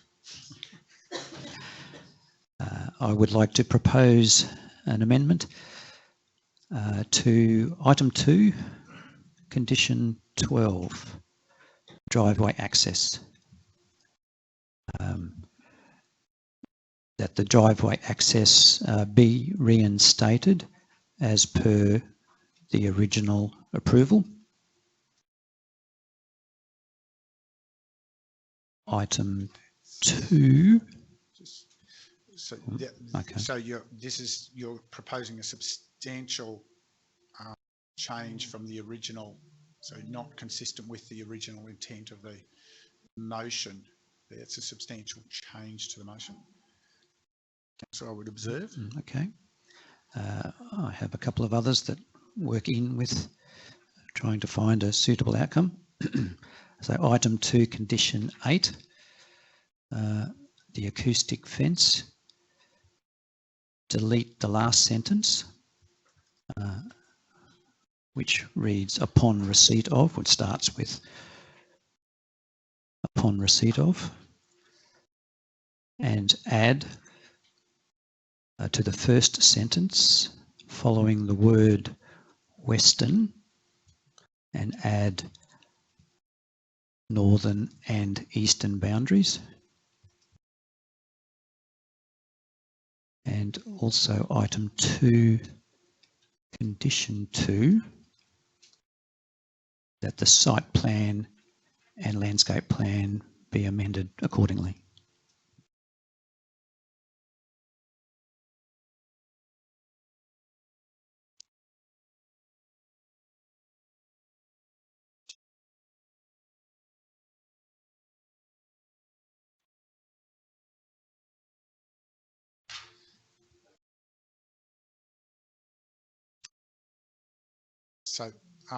So we'll need to deal with Councillor McGuinness, we'll need to deal with a vote around the proposed package of amendments before we can proceed with the motions. Councillor Enright's proposed a suite of amendments. We need a seconder for those. I'll second that. Seconded Councillor Swanborough. Councillor, do you wish to speak to your amendments first? Thank you, Mayor. Yes, I would. Mayor, I believe the amendment is quite substantial. It makes the motion quite substantially different. But it does change it, but the question is it negative to the original motion? So it isn't negative to the original motion. So that was the piece that I was trying to clarify, and I'd happily ask the CEO to clarify that's the nature of amendment can't be negative or in conflict with the original motion. That's correct, and also that it be in terms which retain the identity of the motion. So it satisfies those criteria at this point in time. Sorry, Jim. Oh, so, Mayor, I just wondered if it was worthy asking the officers their opinion on the suggested changes for input. Let me correct that, for input on those suggested changes, not opinion.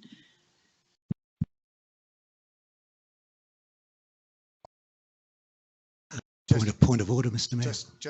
Can I just continue on? I think we all understand the shape of the site.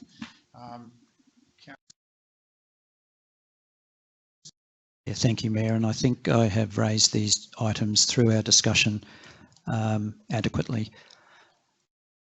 We've been faced with many legacy issues from decisions from previous councils who perhaps lacked the understanding or perhaps foresight of how sections of our area may grow, particularly on this particular instance. I think it's perhaps a lack of understanding or foresight on how a business, like an earth-moving business, may grow. Potentially, when this was approved in 2001, the scale of the machines may have been significantly less and perhaps not as noisy, perhaps not as much vibration, and perhaps not as much emission. The intention of the amendment is to try to find what is a reasonable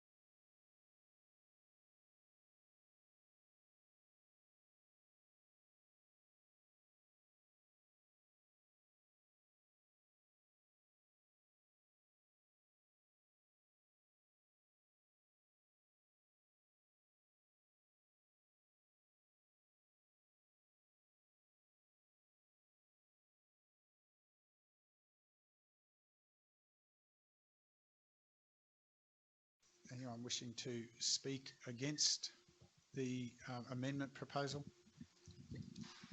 Can I Councillor just ask what Yes. condition, I can't even read, item 2, condition Condition 12, the first one? No? 12, is it? Condition, No, the first one there. the first one, 12. 12, what will that entail?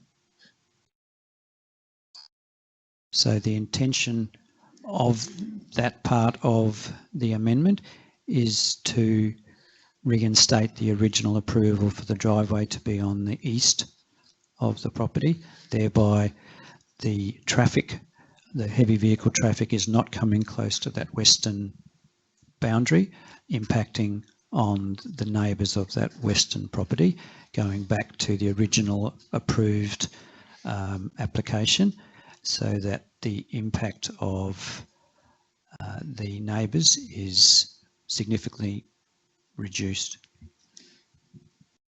Which puts it back on a gravel corridor, just for clarification. Councillor McGuinness, you wish to speak against? Well, I do wish to speak against, and clarification on that. In your words of gravel corridor, I would have thought you would have had that as a bitumen driveway, at least to the same consistency as the western driveway.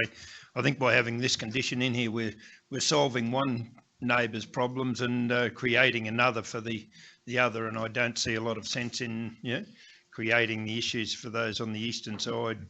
We're playing. I don't think it's overall it's going to be any benefit compared to where it is at the present time. Yeah, what compared to what has been suggested.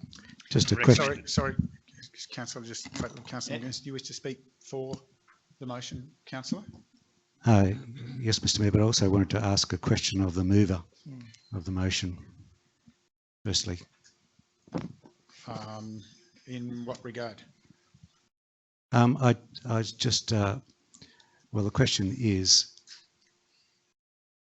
council able to condition that gravel driveway as a bitumen driveway in addition to this resolution? Would he be prepared to amend the? I'm not sure Councillor Enright can answer that technical question.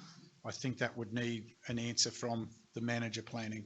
All right, if I can ask the manager of planning, can we put another condition by Councillor Enright amending his amendment to require that eastern road to be to a bitumen standard?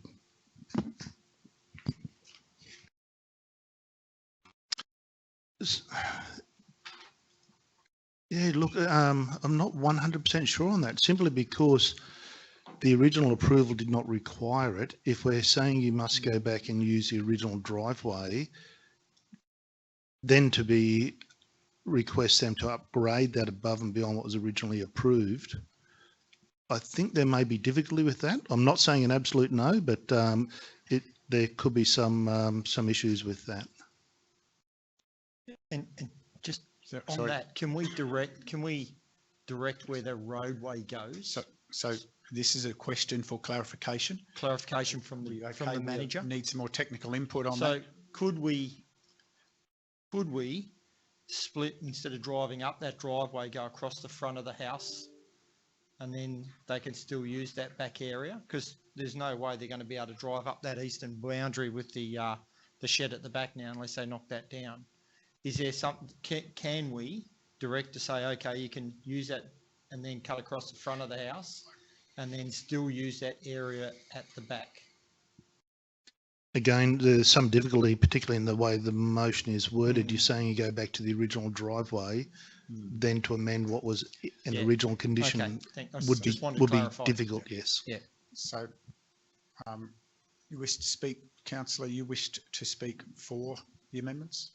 Yeah, I'm speaking for the amendment. I think that, this goes some way to addressing the overall outcomes of the planning scheme. I believe that Councillor Enright has correctly identified that in 2001, the population of Tamborine Mountain was about 1,500 people,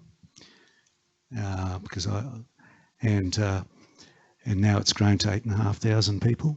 Nearly. The size of the business has increased, and there's certainly the impacts of fumes, dust, diesel emissions, and whatever going along that western boundary is going to lead to an untenable situation for the neighbours there. And it certainly is against the SO 7 out, one of the SO outcomes. It says that, you know, that any of the use shouldn't be within 50 metres of a house or 20 metres of a boundary. So this certainly tidies up that particular area.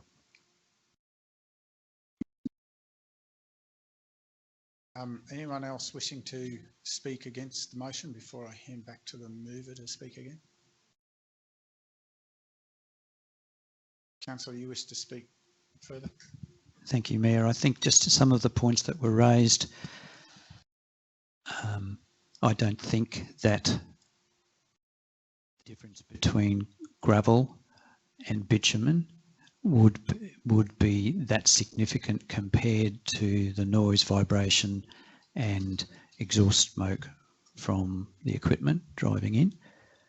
And I think the distance that the proposed plan for that driveway on the western side is only metres from the neighbouring house, whereas on the eastern side it's quite close to their own property. And I think there's compromises with home-based businesses. There's you provide a benefit in being able to walk out of your home into your business at the backyard. There's a significant financial advantage that you're not having to have another industrial lot where your business is stored. But the compromise is that there may be some noise as your trucks come back into your own property, and I think that's a compromise that the owners of a home-based business have to weigh up. I don't see that it's the neighbours that should be sharing that compromise. Thank you, Councillor.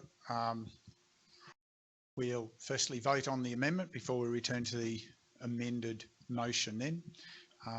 The amendment as provided by Councillor Enright is in 3 parts, councillors, as was explained before. Those in favour of the amendments? Those against the amendments? It's carried. Division, so that people know. Okay. Divisions 1, councillors for division 1, 2, 3, 4 and 5 for, and Mayor and division 6 against. We now move back to the original motion with the amendments included.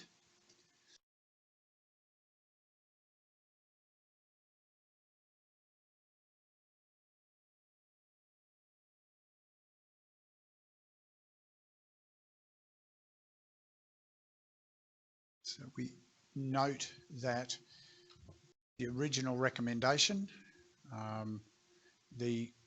clarifies now that there are 3 changes to the original recommendation or to the original motion in the form of those amendments. Anyone continuing wish to speak to the amended motion? You're as the mover, Councillor.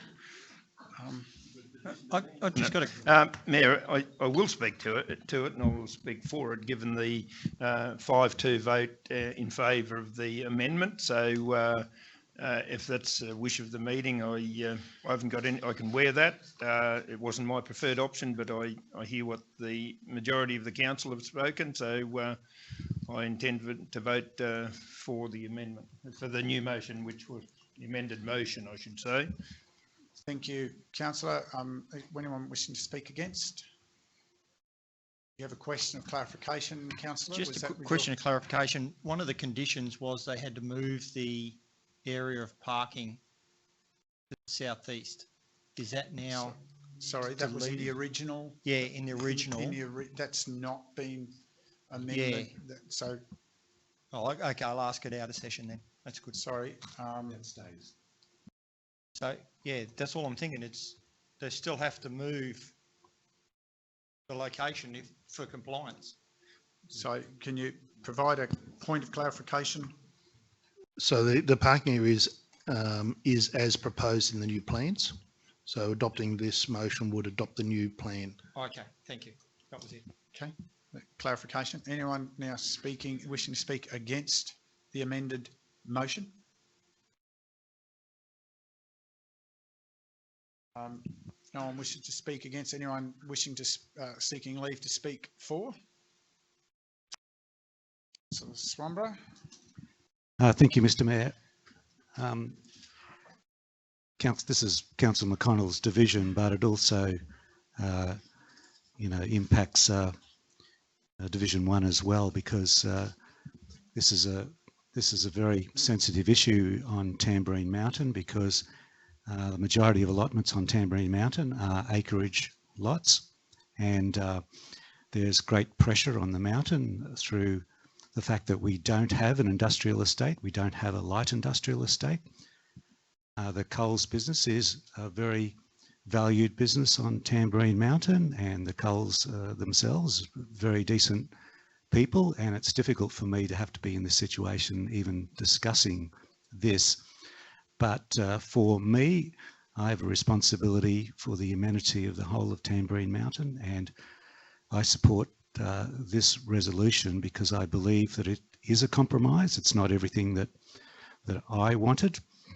I would prefer probably that we went back to the original approval overall, but clearly that's not going to be the case, and so the resolution that's put up is probably the best that we can get to after 2 hours of discussion, and I thoroughly support the motion with Councillor Enright's amendments.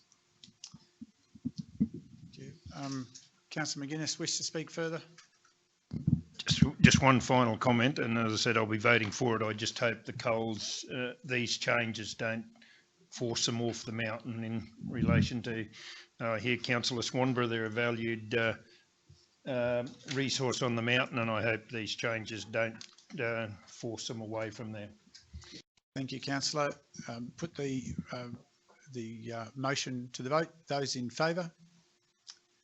That's carried unanimously. Thank you, councillors. We move to item 11.5 on our agenda on page 93. Thank you, Mayor and councillors. This item 11.5 is for MCU 19/090. It's a development permit for a minor change of use to an existing material change of use presented through TJ Kelly Surveys for lot 26 RP 32081. And again, I'm going to hand to the Manager of Planning to take us through this particular application.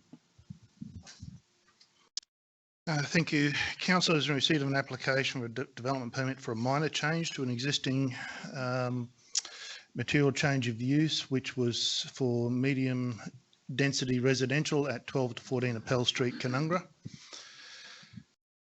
The applicant has triggered this minor change simply because the requested changes were made outside the appeal period.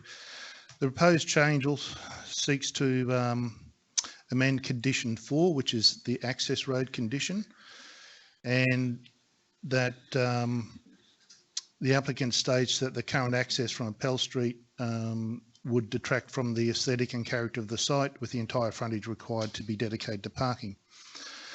The proposed also seeks to delete condition 15, pedestrian footpath, and the applicant argues that the council have created an unreasonable condition that would not otherwise be conditioned on any other medium density residential developments. So in detail, in regard to the access to Council Road, the original conditions of the approval provided that there is no vehicular access to be permitted from Lawton Lane, and access will be limited to Appel Street.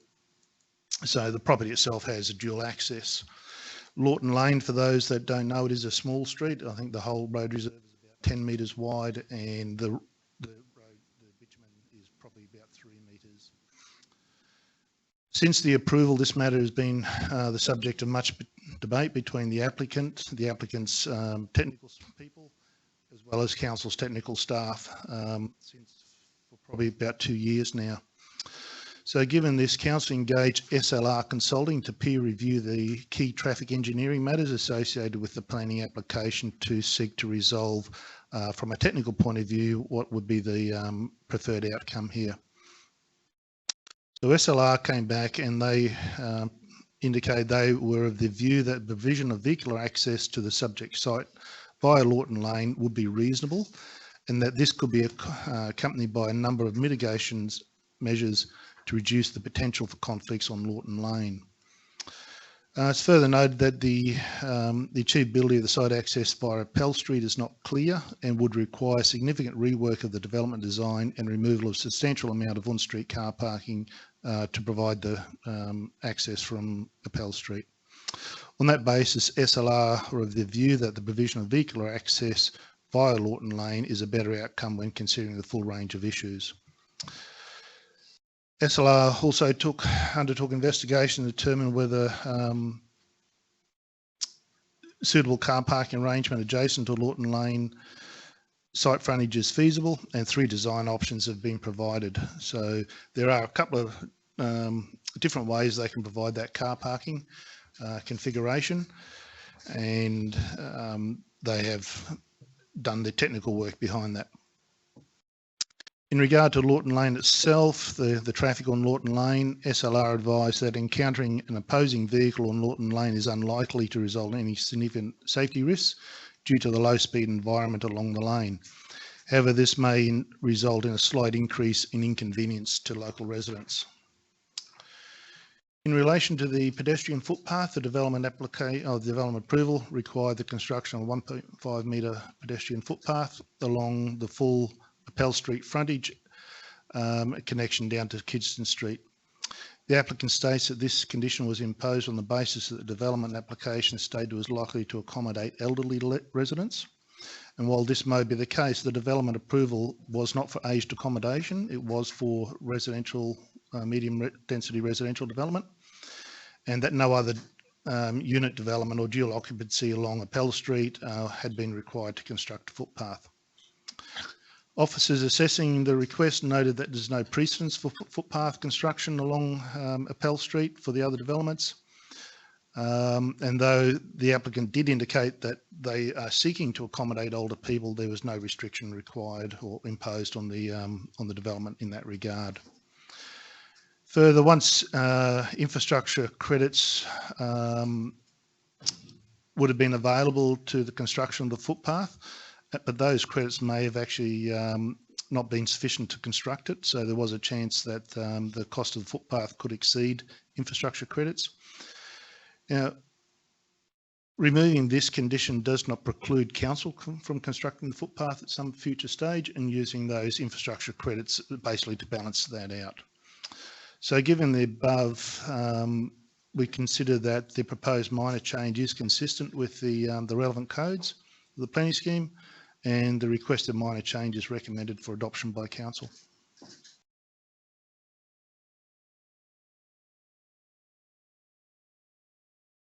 Thank you.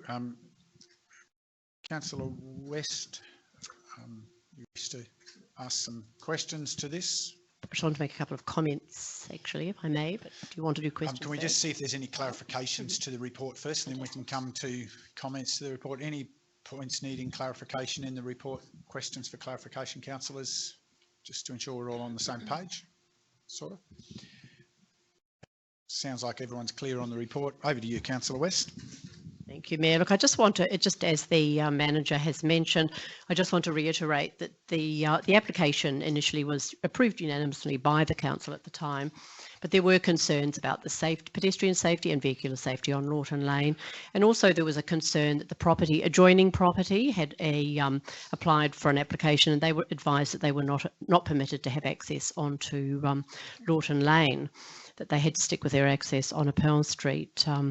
However, as a result of this minor change and having a peer review, the traffic engineers have come up with an assessment that I believe we have to accept, that says that it will be reasonable and that pedestrian safety and vehicle safety will be reasonable and achievable on Lawton Lane. Probably I'll leave it at that. Thank you, Councillor West, for that comment. Councillor Enright, you wish to? Thank you, make an Mayor. observation? Just perhaps it is a question.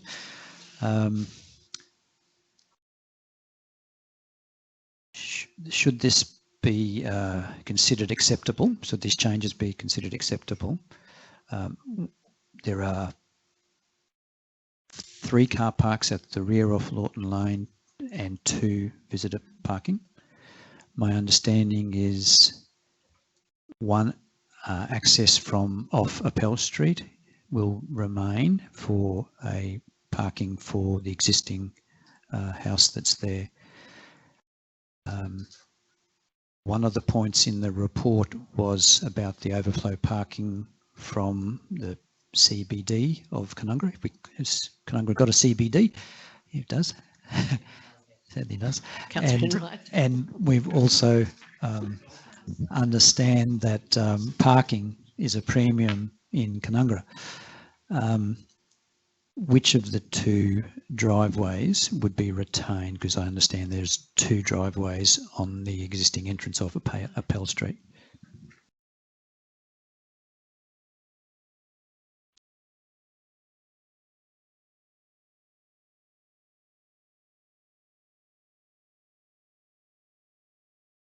Oh, yeah, sorry, I'm unclear on the question.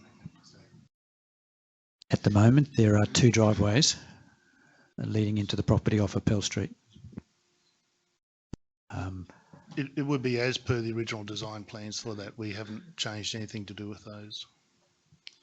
And you know, okay, all right, So take the question as opposed further. to, Yep, as okay. opposed to the existing block, just for clarification, there is a site plan that was part of the approval when we discussed this in previous term that talked about where the access point.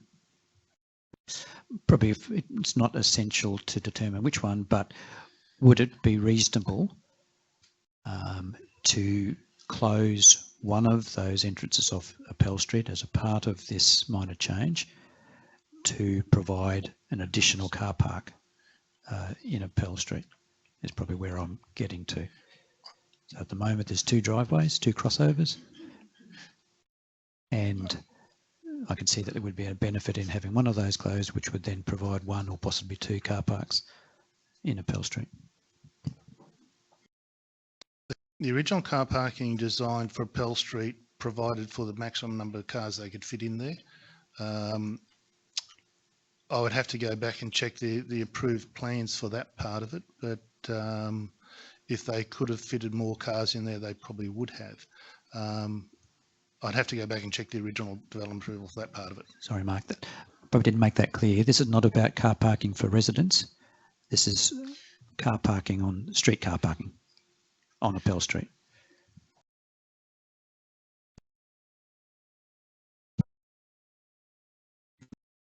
Not sure you can. Sorry, you're asking a question about something that's not of direct relevance to this application, and I don't have that material before me. If I have that material, that question asked prior to, I can provide that information.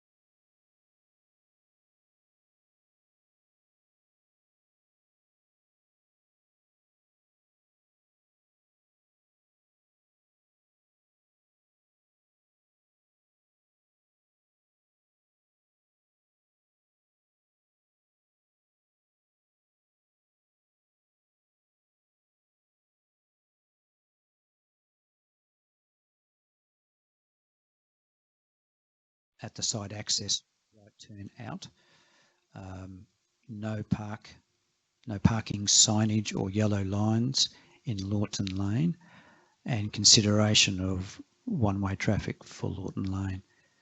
So the impacts of the additional traffic, if they are to have access to the rear of the properties through Lawton Lane, what are the flow-on effects, and can, as a part of that minor change, can we have these suggestions or comments from SLR as a part of this approval? The report in another part talks about the need to go to one way, and they don't acknowledge that, or they acknowledge that it's not required at this stage. In relation to signage and line marking and the like, that will be picked up when they put in for their property access permit. So as part of the conditions of their getting their driveway constructed out into the road, our road corridor people will look at that, and for whatever additional signage or line marking is required, they'll pick it up at that stage and impose that as a condition of that local law approval. Not necessary to be dealt with at this stage. Leave that through the Opworks application. Yeah, it'll be a local law approval for a normal driveway, and part of the considerations of giving a driveway permit is safety, any signage that might be required as part of that. So the road corridor team would take that into account.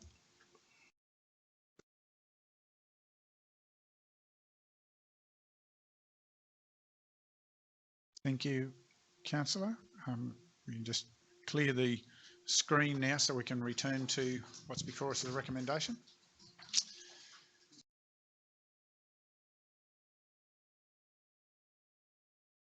GM, please. Thank you, Mayor and Councillors. The recommendation before you today is that Council approve the proposed development subject to conditions stated and as amended for the development in respect of the following property, which is Lot 26 RP 32081, 12 to 14 Appel Street in Canungra. It's a minor change to existing development approval.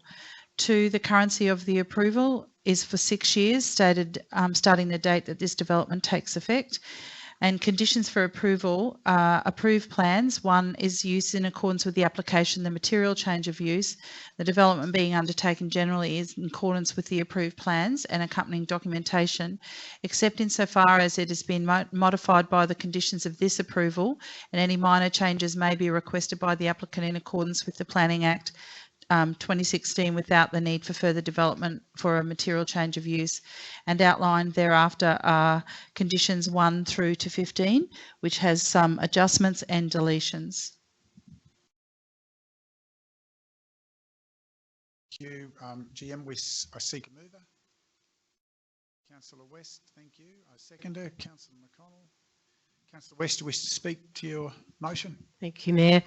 Look, given the professional advice that we've had from 2 different sources, obviously that's where we need to end. But I would just like to hope that council may put the footpath for Appel Street onto a priority list somewhere along the line, because Lawton Lane is used substantially by pedestrians, by children walking to school, people with pushchairs, and even a couple of people who are in wheelchairs who can't get safely down Appel Street.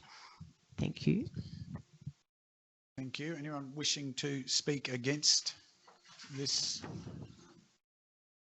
motion? Anyone else seeking leave to speak in support? So West, any final comment? Motion, those in favour? That's carried unanimously. Thank you, councillors. We move to 11.6. GM Asset Environment Sustainability. Thank you, planning officers and manager. We appreciate your diligent support. Have someone else joining us. Should be just for those in the gallery. We're just locating officer who's to participate in this discussion.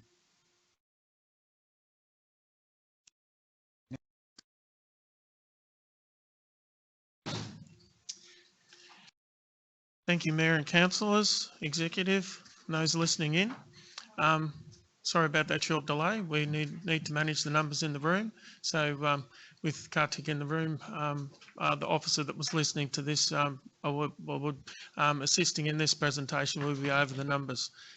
Thank you for your patience.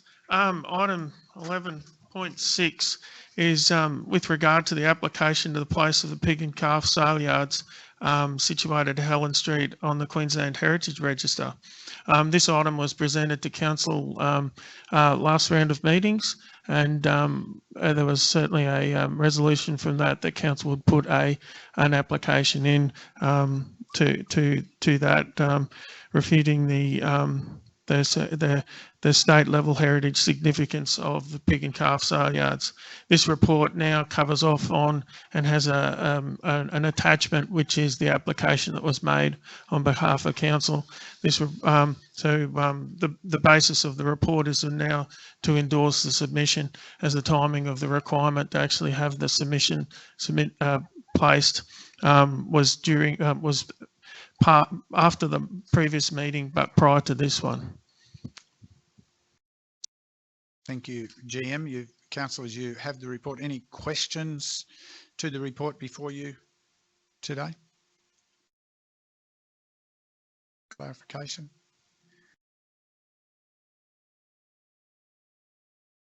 Not any observations regarding the report today, Councillor Enright? Thank you, Mayor. I think it's very important that when something as significant as an application for Queensland Heritage Register is received, it's important that it is properly researched and that the facts are determined, and to provide the true details of the subject item. On this particular subject, I would commend the staff on their research, their thorough research they have done to determine the facts that have been associated with this site, and it was interesting to read the submission that has gone through to the Queensland Heritage Register for them to make the final assessment for this application.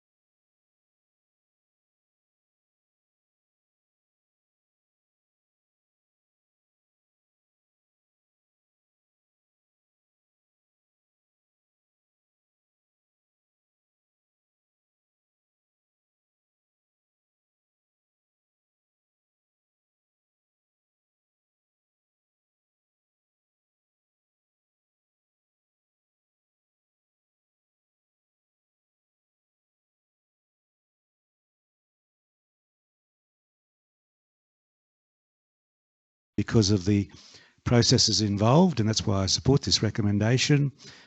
Whatever the decision of the council, Heritage Council, I think every party should be content with the decision, because all the information that's available has been provided.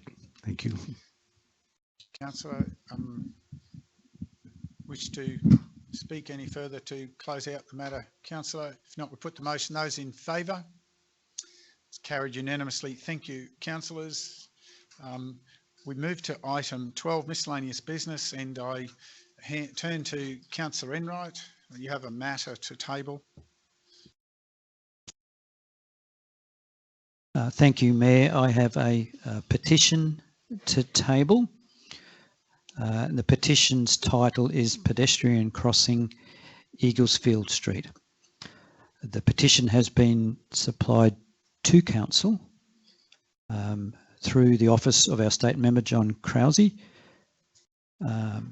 Probably in the interests of absolute clarity, there are two petitions with slightly different wording. So I will read the wording of the first petition. Petition to replace a crossing on Eaglesfield Street between Beaudesert State School and Good Start Early Learning Centre. There are 44 signatures, mostly dated in February and March of this year. The second petition, and the wording is petition to replace a zebra crossing on Eaglesfield Street between Beaudesert State School and Good Start Early Learning Centre, which there are 33 signatures. I would move that the petition be received and referred to the Chief Executive Officer for consideration and a report to Council at a later date. For clarity, Council, yes, the wording's slightly different, but the intent, I believe, is close enough to regard this as one petition. I'm happy with that. Mm-hmm. So thank you, Councillor Enright, for tabling that. Seeker moving that. Seconder to that, Councillor McConnell. Further to speak? Anyone wishing to speak against the receiver? Otherwise, the motion. The petition be received and referred to the Chief Executive Officer as indicated. Those in favour? That's carried unanimously. Thank you, councillors. Now seek motion. We have two items of confidential nature before us today. Seek a motion to move into closed session. Councillor West, seconded Councillor Chalk. I'm wishing to speak to that procedural motion. Not put the motion. Those in favour? Thank you, councillors. And just for the purposes of the gallery, before we go silent, I've never had success at getting the timing right on exactly how long these confidential matters take. I'm optimistic that today we should resolve these fairly quickly. However, we do then move into lunch. So I'm going to suggest that we'll allow ourselves the safety of cutting short lunch if we run long on the conversation so that I can help keep the waistline focus. We will return at, going to say we'll return at 1:05, 13:05, to back to open meeting. So thank you to the gallery, and we look forward to connecting with you again very soon.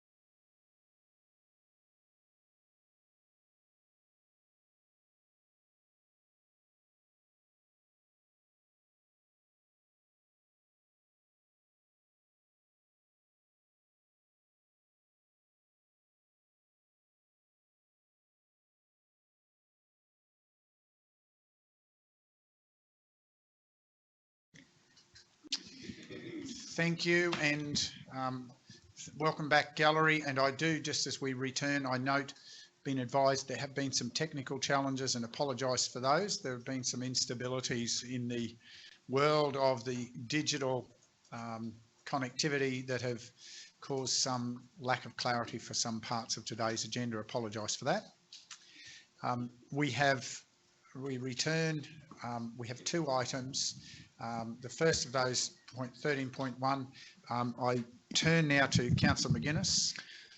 Yes, thank you, Mayor. I wish to advise the meeting, myself, Duncan McGuinness, inform the meeting that I've prescribed conflict of interest as a result of being Treasurer of the Harrisville School of Arts Committee, which I understand is one of those mentioned in the halls that may get some money out of here. I am the Treasurer of that organisation, and as a result of a conflict of interest, I will now leave the meeting while the matter is considered and voted on. Thank you, Councillor.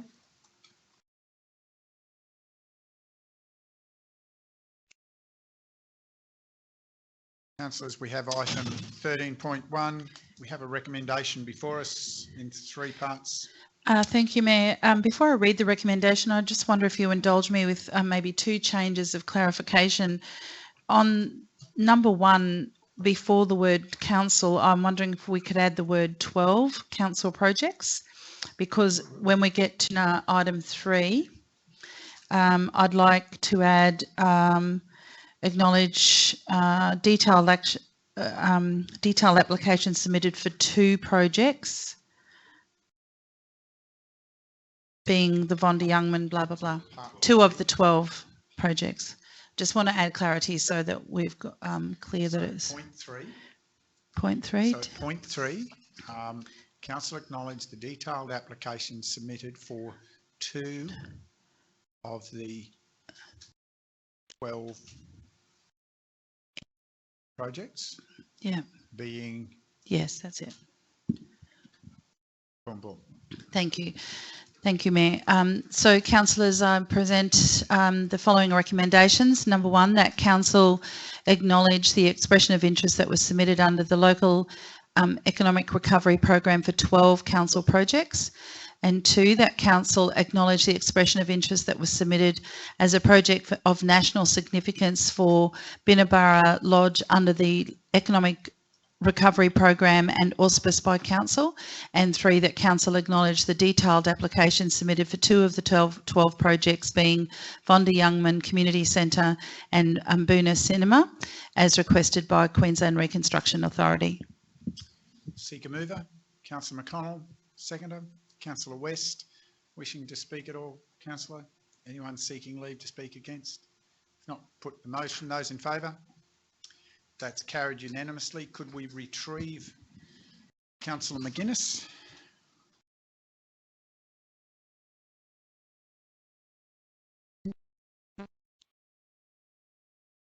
Welcome back, Councillor. We move to item 13.2. Thank you, Mayor. 13.2, I present the recommendation that council, number 1, that council note the submission of 2 projects in response to the Australian Government's call for expressions of interest under the Inland Rail Interface Improvement Program. And 2, that council acknowledge the projects submitted were the Scenic Rim Supply Chain and Inland Rail Interface Improvement Project and the Scenic Rim Intermodal Freight Terminal Project. Seeker mover, Councillor Enright, seconder. Councillor Chalk, wishing to speak further. Anyone seeking leave to speak against? I'll put the motion as read. Those in favour? It's carried unanimously. Thank you, councillors. That brings me to the close of the items for consideration at today's meeting. And I bid good day to those in the digital gallery. Thank you for your participation. And councillors and executive, thank you, and I bring the meeting to a close.